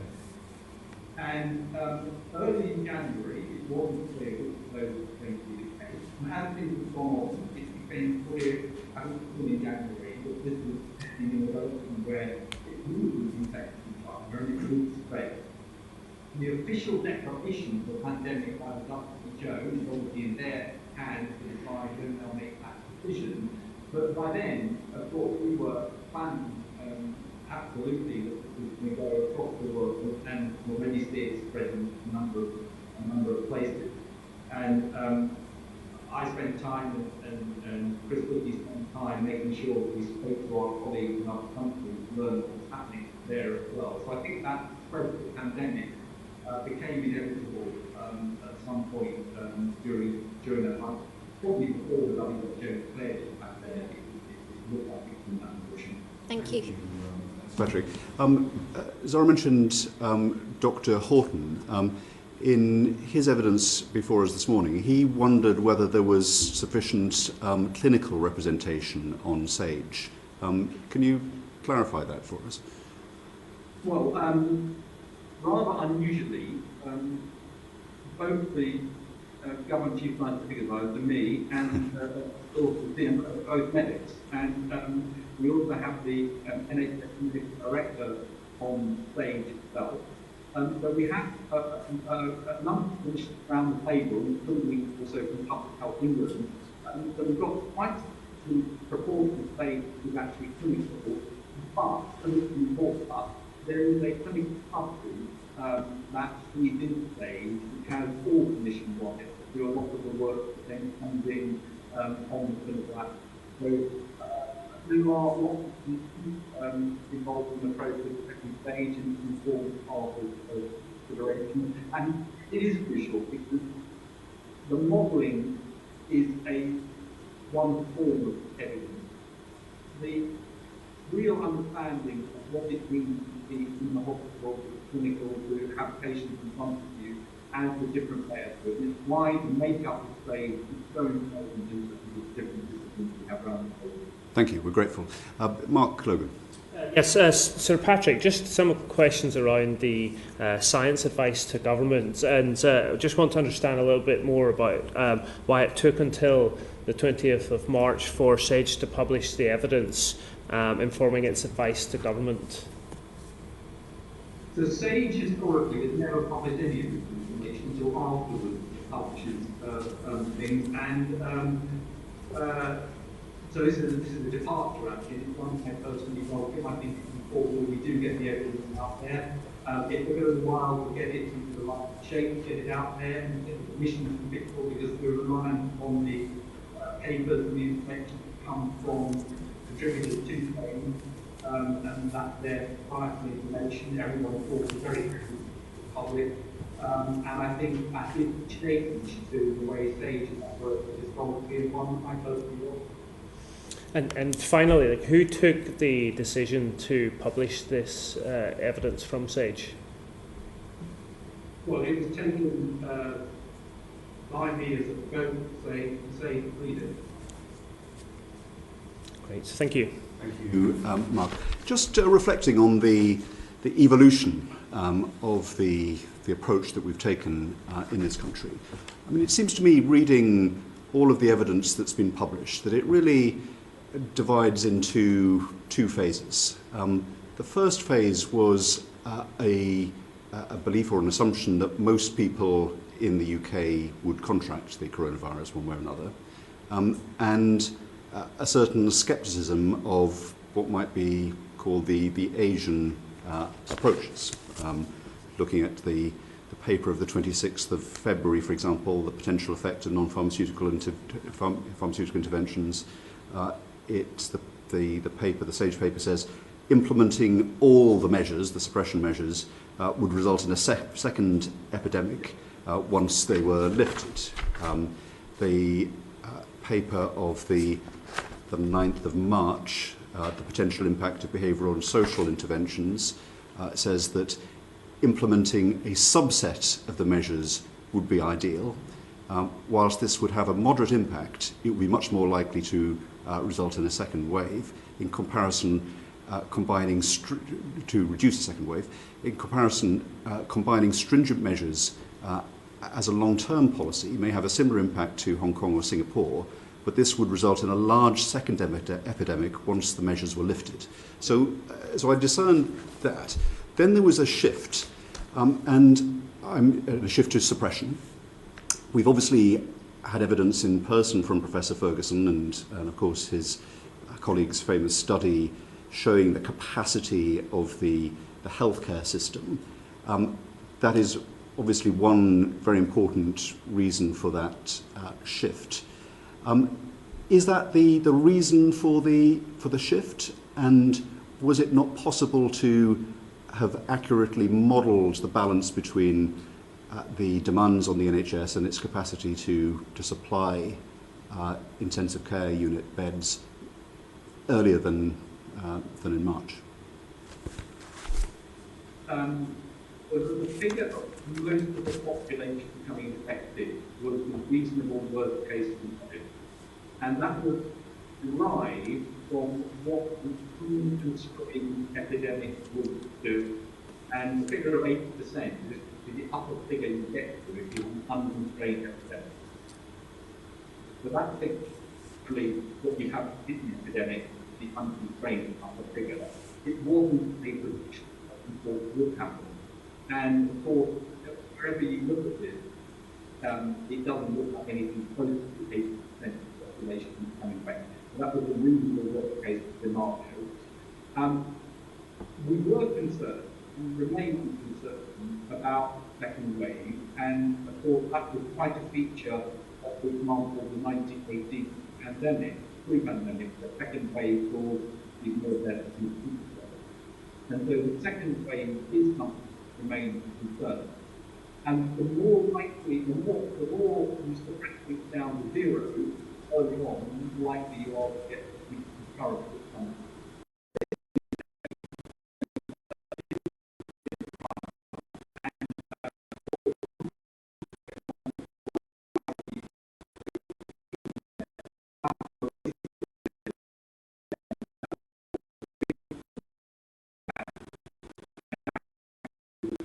One day, but we need to make sure we allow the ICU number to breathe. And the model that Neil Ferguson and many others did right from the beginning has laid out, I think, the range of possible outcomes.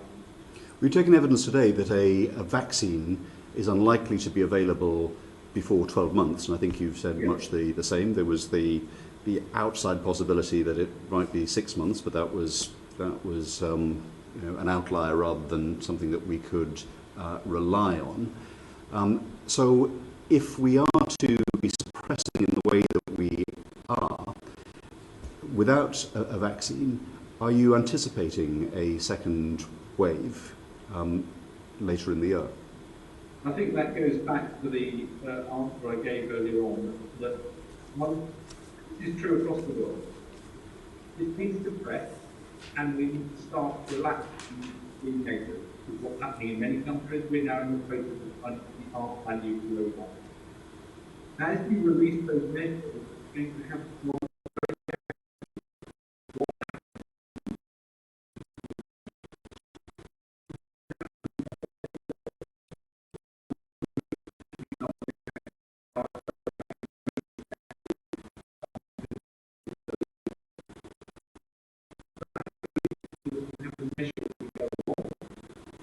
I don't know for sure that people can make the results of that, or we can say it's an economic one thing we've got to be very without something to keep an eye on. And I think we can't do anything now to press and then release those and more dealing with that goes. Shot through the early papers that have been published, is this great concern about a second wave in the winter, and obviously the capacity of the NHS currently to absorb critically ill patients has been very, very influential in determining the change of approach. But I haven't detected any revision of that concern and anticipation of a second wave. And I was struck by one of the papers published in Evidence, paper from the SPIB group, Insights on Public Gatherings, published given to the committee on the 12th of March. And what that advice to SAGE said was that acting in a way that does not meet expectations poses a risk that a section of the public will view government actions as incompetent or not in the public's best interests. SPIB has pointed out repeatedly that trust will be lost in sections of the public if measures witnessed in other countries are not adopted in the UK. So can I ask Patrick, to what extent is the adoption of measures that have been adopted by other countries complying or driven by compliance with that advice of SPIB, that we need to be seen to do that for public confidence, or to what extent does it reflect a change in the very solidly argued early assessment that we must act to prevent a second epidemic?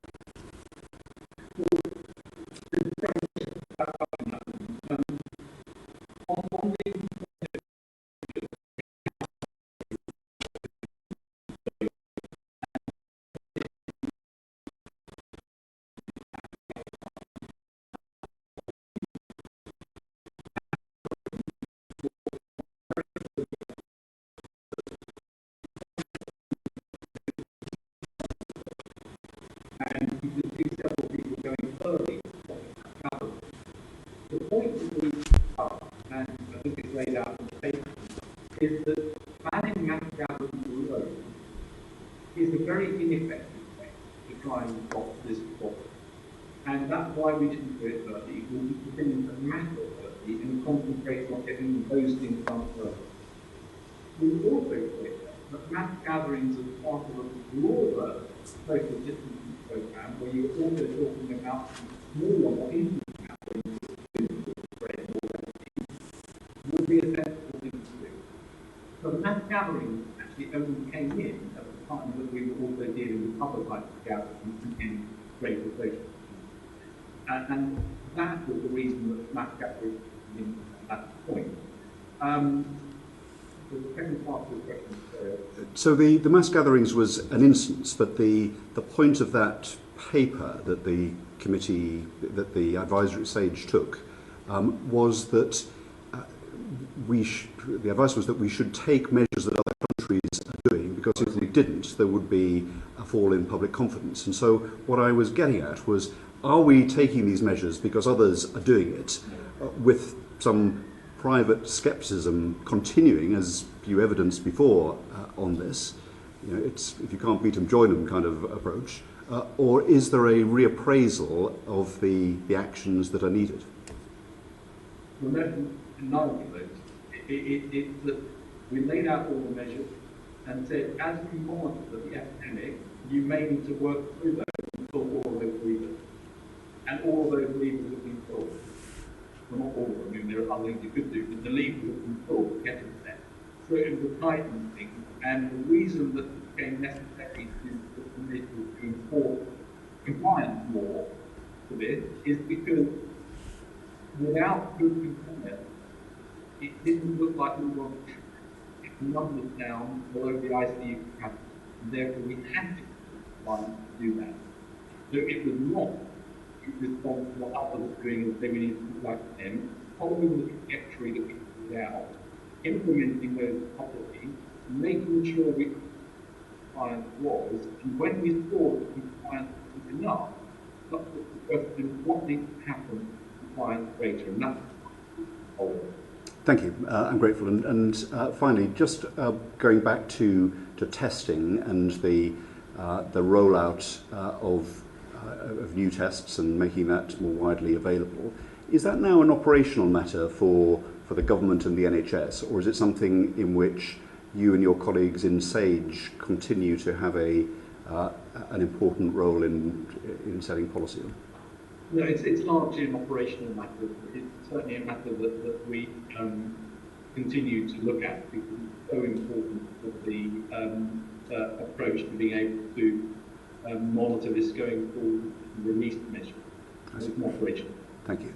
And in Professor Ferguson's evidence, he gave some comfort that the capacity of the NHS, with the measures that have now been taken, is likely in aggregate to be sufficient, which is obviously important news.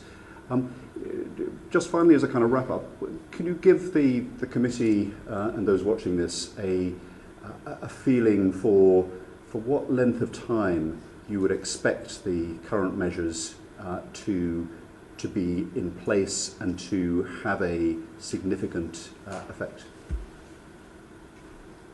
If you look at what's happened in other countries, you start, if you take the measures that we've taken, you start to see a change in terms of the R value within 2 weeks or so. If you measure ICU patients for maybe 2 to 4 weeks, and as I said, difficulties are now at the low time and they're almost down. I'd like to give you some indications of timeline, not scale. The scale is communicated very specific to different countries, the timeline over which you start to see this coming down. So getting it under control, getting it half work one, and the epidemic goes down, I think you can see follow that sort of number. Then the question is the important one is what can you solicit to allow it to go forward? How do you monitor that? And which ones need to stay in place longer than others in order to achieve what is achieved? And this is only starting now in China, where measures are being relaxed. Apparently, we see what happens in terms of the disease and the outbreak, and I can't give you an answer to what happened there. We observe and we need to hear about what we need to hear in response. Sir Patrick, thank you very much indeed. As you said much earlier in our discussion, my experience of working with scientists and indeed yourself in government is that science often does involve disagreements and arguments, and in fact that's the way it proceeds, testing hypotheses. So that is inevitable. I feel sure that having observed the structures that we have, it is a good thing that we have people of your calibre and supported by others advising in government. This is a time, we know, of great work and pressure on you. We're very grateful for your public service during this time. Thank you. And I'd like to take this opportunity to thank the many, many scientists who input into this work and have worked day and night to try and get some of this information available. I'm extremely grateful. Thank you, Sir Patrick. At the beginning of the session, we conveyed similar thanks, and I reiterate it now through you. Thank you. Thank you.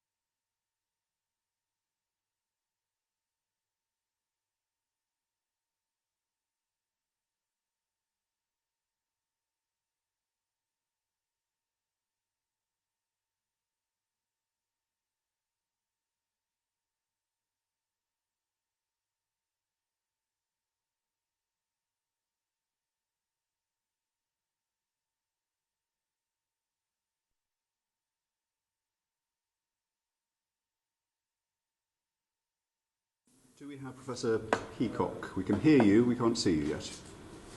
Yes, let me turn on my video. Just try and get the there we are. We can. Lined up so that, there's quite a lot of feedback, but I anticipated that. It's just so. Right. Is it tolerable? Can you hear our questions at least? There's just like an echo when I speak in my headphones, but I think when we tested it yesterday, there wasn't any way to avoid that, so hopefully we can just work through it. Okay, right, we're going to go live then now, if you're okay with that, Sharon. Yeah? Yes, of course, yes. Order, committee back in session. We're very pleased to have Professor Sharon Peacock, who's the Director of the National Infection Service at Public Health England. Thank you very much indeed for joining us at a very important time. Professor Peacock, could you describe briefly what are the main diagnostic tests that are available for COVID-19? Yes, so I would divide that into two types. The first is what we call an antigen test, which detects the presence of the virus in people who have COVID-19, who are sick with it. And there's a variety of ways of detecting it, but fundamentally is that you detect the virus test. The second type of test is an antibody test. That's looking for the immune response or evidence of the immune response after somebody has had the illness and has recovered. So the difference is that the antigen test you do at the time of illness, and the antibody test you need to do later into the illness, at least 7 days after the start of symptoms. And tell us about the stage of development and deployment that we are in this country on both, if you would. Yes, okay. So the antigen test, we were one of the first people to develop an antigen test, and that was done in Colindale. So within a very short space of weeks, we had a test that was operational, and that was to detect the antigen. We subsequently rolled that out to a total of 8 laboratories in the first instance, which were either PHE laboratories or linked with PHE, so that we could develop capacity. We then rolled that out to further NHS laboratories. So now we're in a position where we're ramping that up to the NHS network. So if I look at the numbers in terms of where we're going with the actual numbers, so by the 13th of March, we'll have a capacity of 11,900 antigen tests per day for patient care. So I'm just focusing on use patients coming into hospital in the first instance. And by the 6th of April, we'll have 15,000. And by the 25th of April, we aim to have 25,000 tests. Now, this is being ramped up throughout the NHS network. There are 29 NHS laboratory networks. But we've needed a new paradigm to increase our numbers. And so we have full NHS capacity pretty much as they function at the moment. And what we're doing is we're putting in a very high throughput machines in some laboratories, including one in London and Manchester as from the 30th of March, which will give us a much higher throughput per machine. And how long does it take the results to come from each of these tests? Doing the test actually takes around 4 hours. The actual time that it takes will depend on the duration of travel of the sample from the patient to the laboratory. It then takes, in total, about 10 hours to process the specimen. So we have to do some pre-processing, and then we do the test. So we can get the laboratory to have a result within a day, and then the result goes out to the clinician.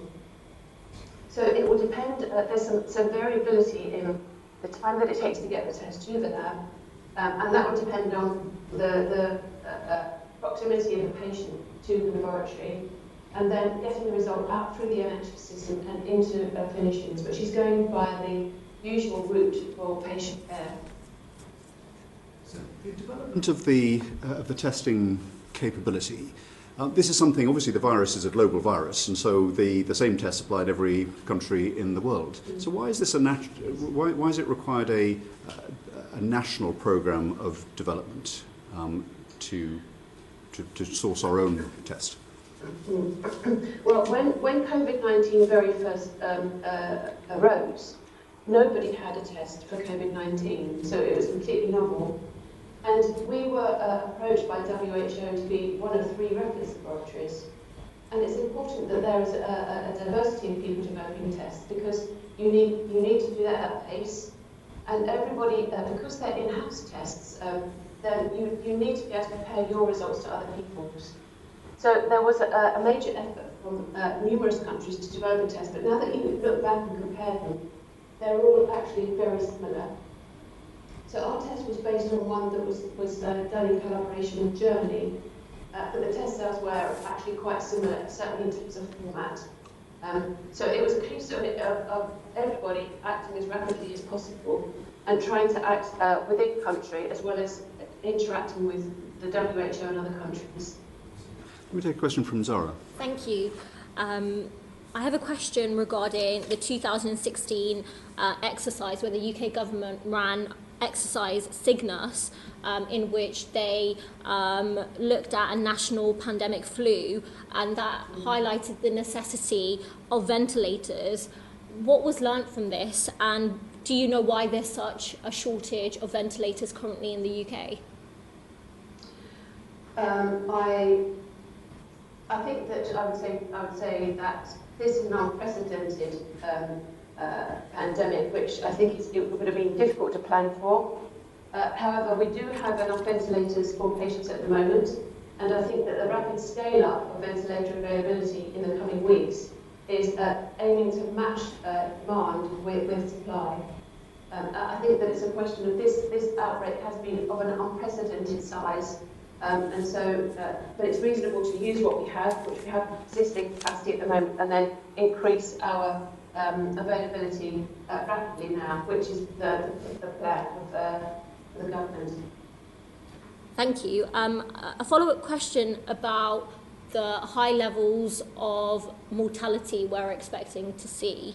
How is Public Health England preparing to deal with the high numbers of bodies, essentially, and what do the most effective disposal procedures look like? Yes, I mean, this is obviously a very sensitive issue, and it's one that the NHS will be dealing with in particular, rather than PHE. What I would say is that the case fatality rate we would expect to be around 1%. And if it's any higher than that, that's because we detect the most severe cases that are in hospital rather than in the community. So at the moment, the case fatality rate is somewhat higher than that, but over time, as we get more data, we expect that the case fatality rate will be around 1%. Now, in terms of deaths, when this sadly occurs, Public Health England has developed guidelines on how to deal with deceased individuals, and that is available on the gov.uk website. So we do have guidelines on how to deal with deceased people. And in terms of mortuary capacity, this would actually be an NHS issue, and I know that they are planning around this through their worst case scenario planning. Just a final question. Given the likely cost, both in human costs and economic costs of the current epidemic, how much money globally should be allocated to research and protection and prevention measures against the next one? Yes, that's a really important question. But I have to say that I haven't been involved in the economics, and I think that I would need to, if you wish an answer to that, I'd need to take that away and confer with the people that will be able to give you an accurate answer. So apologies that I can't answer that right now. That's okay. Thank you. Thanks. Can I just put a couple of questions which are similar from two colleagues that can't be here, Graham Stringer, MP, and Carol Monaghan, MP. Graham asks why the UK doesn't have the same capacity to test as Germany, and Carol has asked why it is that the Republic of Ireland is testing 3 times as many people per head of the population as the UK. Yeah, thank you. Our capacity to test, we've obviously looked at numbers of tests being done elsewhere, and in the early phases of the disease, we were testing a large number of people compared with others.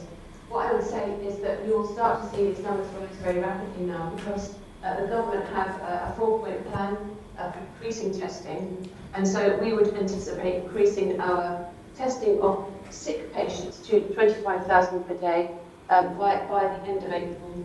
There's also plans by the government to develop mass testing of key workers for the antigen up to 100,000 or more tests per day, and those plans are rapidly rolling out. So I think that the current situation, we're meeting the most critical demand, which is our sick patients in hospital, and over the coming days, you will see an increase in the number of people being tested.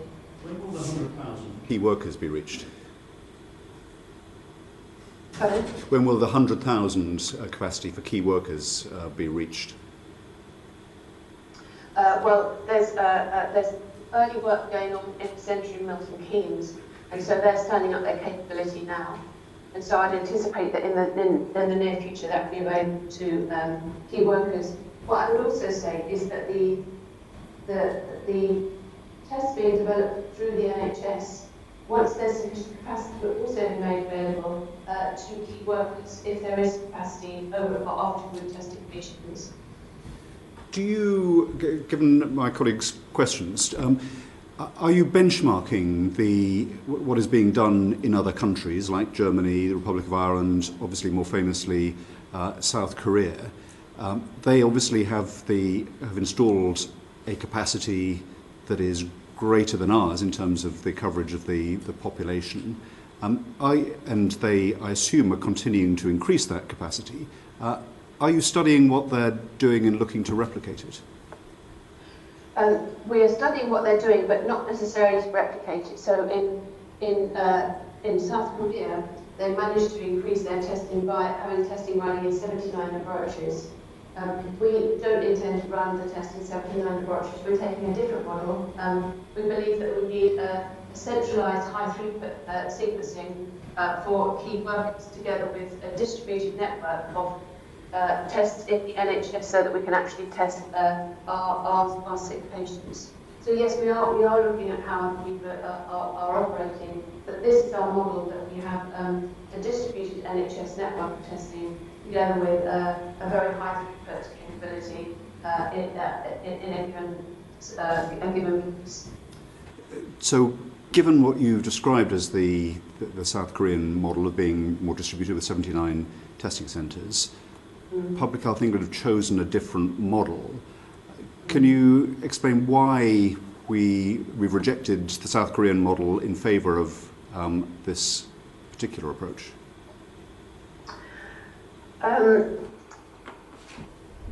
That's a good question. I'm just thinking about how I would respond to that. I think that we need to build on the strengths of the NHS, and the NHS actually have 29 laboratory networks around the country. So I think building on our existing capability is key for us. And once we've exhausted that capability, we then have two options. We could either open up numerous different laboratories in universities or in other hospital settings, because laboratories in this country have been largely merged, so that we have a smaller number of large laboratories. Well, the alternative was to actually have a single large testing site. And from my perspective, it's more efficient to have a bigger testing site than try to dissipate our efforts into multiple different laboratories around the country. Given that the handling of this epidemic has been informed by the science continually, we've taken evidence from many scientists today and the government chief scientific advisor just before you. The decision that's been taken to follow a different model of testing than South Korea, is the evidence based for that published, and the rationale for it published in a way that it can be scientifically interrogated? It's not published at the moment, but we'll be looking at the model that we used in an exercise. I think the key thing is to, a straight answer is it's not published at the moment. So we could make that available, we could do that piece of analysis, and we will be doing that analysis of how we've operated compared with other people. And can you say when that might be published, so that people can comment on it and perhaps come up with some different perspectives on it? Yes. Well, we need to take that away, and we need to do it in the next few days so that you're able to see that. Right. But it is an example of an intervention, very important intervention, that has been foundational for the handling of the virus by many countries.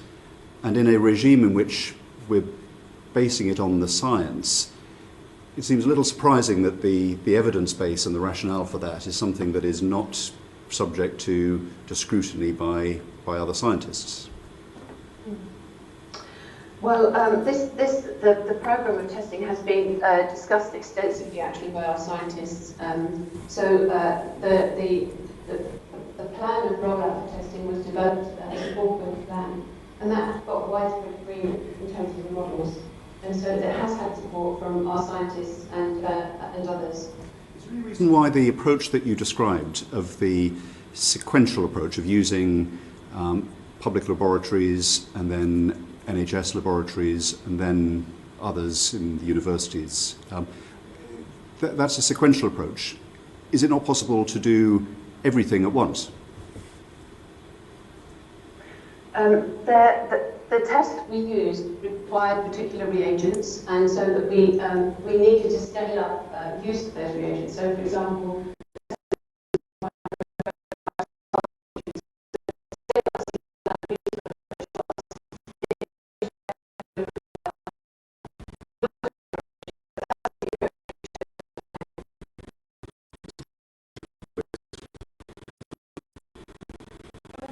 Yeah, I just want to thank you for giving us your time. You've got one or two things on at the moment, and everyone's extremely grateful.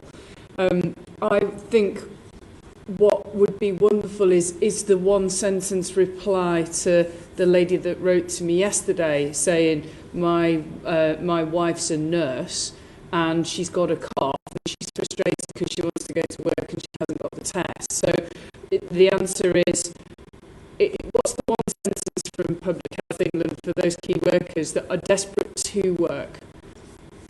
The answer, there's two answers. One is that we're standing up a key worker testing capability, and the second is that we are developing a home testing so that people who have been sick can be tested.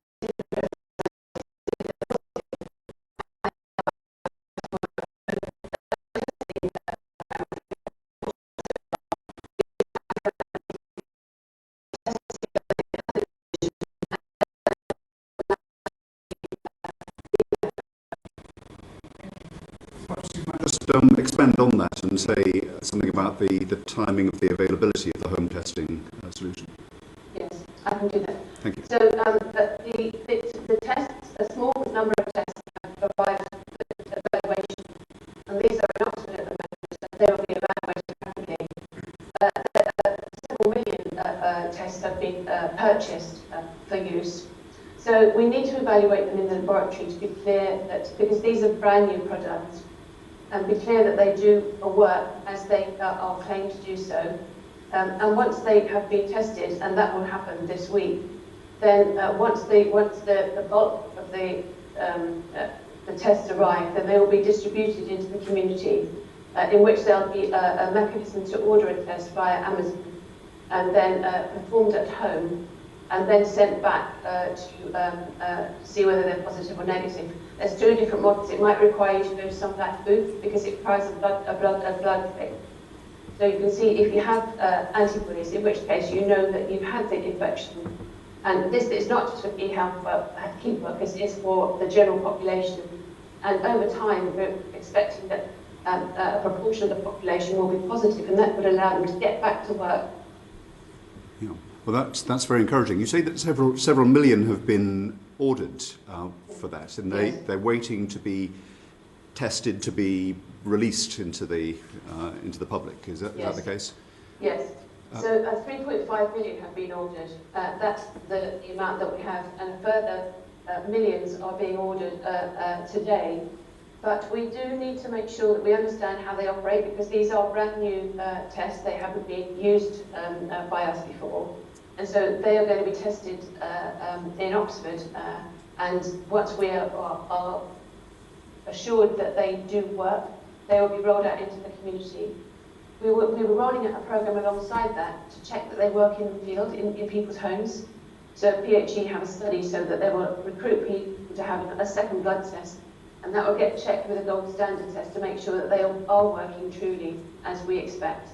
And just give us a feeling of when you might expect the testing of the tests, as it were, to have completed, so that they can begin to be sent out by Amazon. Yeah, this testing the test is a small matter, and I would anticipate that it would be done by the end of this week. So by the beginning of next week, members of the public should be able to order their home tests and be able to test themselves. Yeah, I think that I would be somewhat less categorical about the date, but in the near future people will be able to order a test that they can test themselves, or go to Boots or somewhere similar to have their finger prick test done. Well, that is will be extremely welcome to many people across the country, and so if not certainly the beginning of next week, you're talking about a small number of days rather than weeks or months. Yes, yeah, absolutely. And just to understand a bit more about the nature of this test, so it's a blood test, is it? You sort of prick your finger, yes, and then it's got something that you read off as to whether it's positive or negative. Is that right? That's right. It looks like a pregnancy test. Right. Except that you're putting a spot of blood on there. So you would have a Lancet, or that could be done by someone else, or at home. You prick your finger like a diabetic would, and get a drop of blood and put it on a filter paper, and then run some liquid to make that blood run into the test zone. And then you'll read it to look to see if you have two types of antibody. One is IgM, which arises very early during infection, and the other is IgG. So this is the body reacting to the virus. And you would read the lines, or a healthcare worker would read the lines for you to see whether the lines are positive or negative. And you say a healthcare worker. Does it require a healthcare worker, or can you read it yourself? No. I mean, you could read it yourself, but some of the sticks, there's a different variety of sticks. Some you can actually just read by eye, and others need to go plugged into a machine just to read it through the instrument reader. And so these details are being rapidly resolved at the moment. I see. And will it be charged for, or will it be free of charge? I can't comment on that, but I would have thought that there would be an absolutely minimal charge if there was a charge. This certainly isn't going to be charging the public a large amount of money. So it would be a minimal cost if any cost. Because it's obviously very strongly in the public interest that as many people are tested and can either isolate themselves or be confident that they can go out without infecting others. Absolutely, and cost should not be a barrier to people having availability of these tests. Well, thank you for imparting that news to us. I'll turn to Erin Bell. Yeah, thank you. A couple of further questions on this development. You said 3.5 million, then some more millions thereafter, but you also implied that, that people would be able to order it themselves at home. Should there not be some element of prioritisation going on here, or are we confident that we will hit the scale required quickly enough? Well, I think that there would need to be an element of prioritisation. So that we're thinking about how to prioritise that, and also thinking about how to use the test very wisely in some people. So, for example, not all tests are never absolutely perfect in their results. So we're being very thoughtful about how we would use this in the highly vulnerable group. So if somebody in the highly vulnerable group is positive, we would actually go and take a blood draw from them to double check that. Yep. Because if the test is false positive and they went out and got the infection, that would be very serious. So we are taking great care. So in terms of populations, we're being extremely careful with that group. But we will need to roll them out in a way that we can actually do the study alongside it. So we'll need to go into people's homes and get another blood draw to make sure that the test is working. So I think that it's likely that we at least in the first few days, regional in the first instance, but we hope to be able to make this available to the general population. And the second question then, I suppose, is about record keeping, and presumably this will end up on people's medical records. What is the mechanism for people to then go out in the world and say, I have got these antibodies in me, therefore I can't pass things on, and the risk of people doing that fraudulently, bluntly? Yeah. This will need to link to the GP record, and there's work in train to make sure that that happens. So I agree that we need a record, because this kind of exceptional times, we wouldn't usually ask people to test themselves at home and then act on the basis of that test. It's quite a unique position. So there are plans to make sure that that result goes back to GP. And if these tests are being done in a chemist or a point such as that, then the test could be will be read by the individual in a chemist, and the result will be then recorded in the GP records through electronic mechanism. Thank you. Chris? My only slight concern is if we're encouraging people to go out to Boots en masse after ordering this test, are we actually not running the risk that some of these people who haven't developed the antibodies are actually exposing themselves? That is true, actually. And when I say Boots, I think that I would say light Boots rather than Boots, because these details are being rapidly established at the moment. Other providers. I assume that guidance could be given that anyone feeling symptoms can send someone else out to collect it on their behalf. Absolutely. Yeah, I think that the accuracy of blood pricks may be lower than this being done by somebody with some training to do blood pricks. But it's not right that we send people out with symptoms or who haven't had the infection out into a crowded place.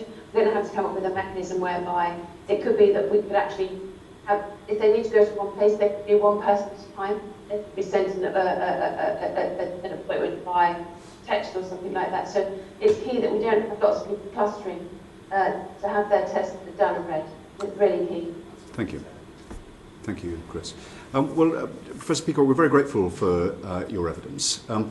I'd be interested just to understand how the two testing programs that you've described are going to interact with one another, because on the one hand you've got a program to expand the laboratory testing at a rate that is increasing significantly, but actually is done in a different way from other countries, and that gave me some concern. But on the other hand, you're going to have mass testing available to members of the public within a few days, delivered to the home by Amazon or to be collected from pharmacies. Will these be done in parallel, and are there reasons why you'd want to have two tracks for testing? Yeah, they are being done in parallel. In fact, the government plan is a 4-point plan. So the first point is 25,000 tests to NHS patients who are sick. The second plan is upscaling testing for key workers with an aim of 100,000 tests or more per day. The third is home-based testing or community-based testing, which can't be done with an antigen test at the moment, so that's why we're going for the antibody test. And so that's going to be a much wider population. And then the final plank is actually looking for the presence of infection in the population, so seroprevalence. That's important because some people might have infection with very few symptoms. So we are doing those in parallel, and they have different target populations for each of those. So there are 4 parallel work streams that are working together to ensure that we are watching, for example, things like reagents and consumables and so on, so that there's no internal competition. Thank you. And finally, from me, are there any other countries that are doing what you've just described to us, this mass home testing by mail? Yes. Which countries? Yes. Which ones are already doing that? Well, the tests are being ordered across Europe and elsewhere, and are being purchased in Southeast Asia. So this is a widespread practice. We are not alone in doing this. They're being ordered by governments, but are they deployed in the populations yet, or are we in the vanguard of that? Yeah, I'm not aware whether they have been deployed into the population yet, elsewhere. Professor Peacock, thank you very much indeed for giving evidence to us today. Your role and your colleagues at Public Health England is extremely important to all of our lives and around the world. As I said at the beginning of our session, we will want to inform ourselves both for the purpose of being able to inquire after the crisis has subsided, what lessons we can learn in a positive way. But also it may be the case that there are lessons that we can learn in flight, as it were, and so your evidence today has been extremely helpful and we're very grateful. Thank you very much. Well, thank you very much for listening to me. Thank you. Order, order.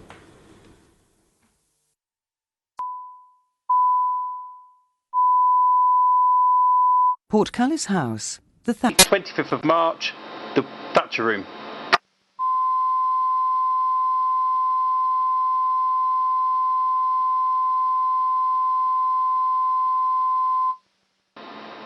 Science and Technology Committee, 25th of March, the Thatcher Room.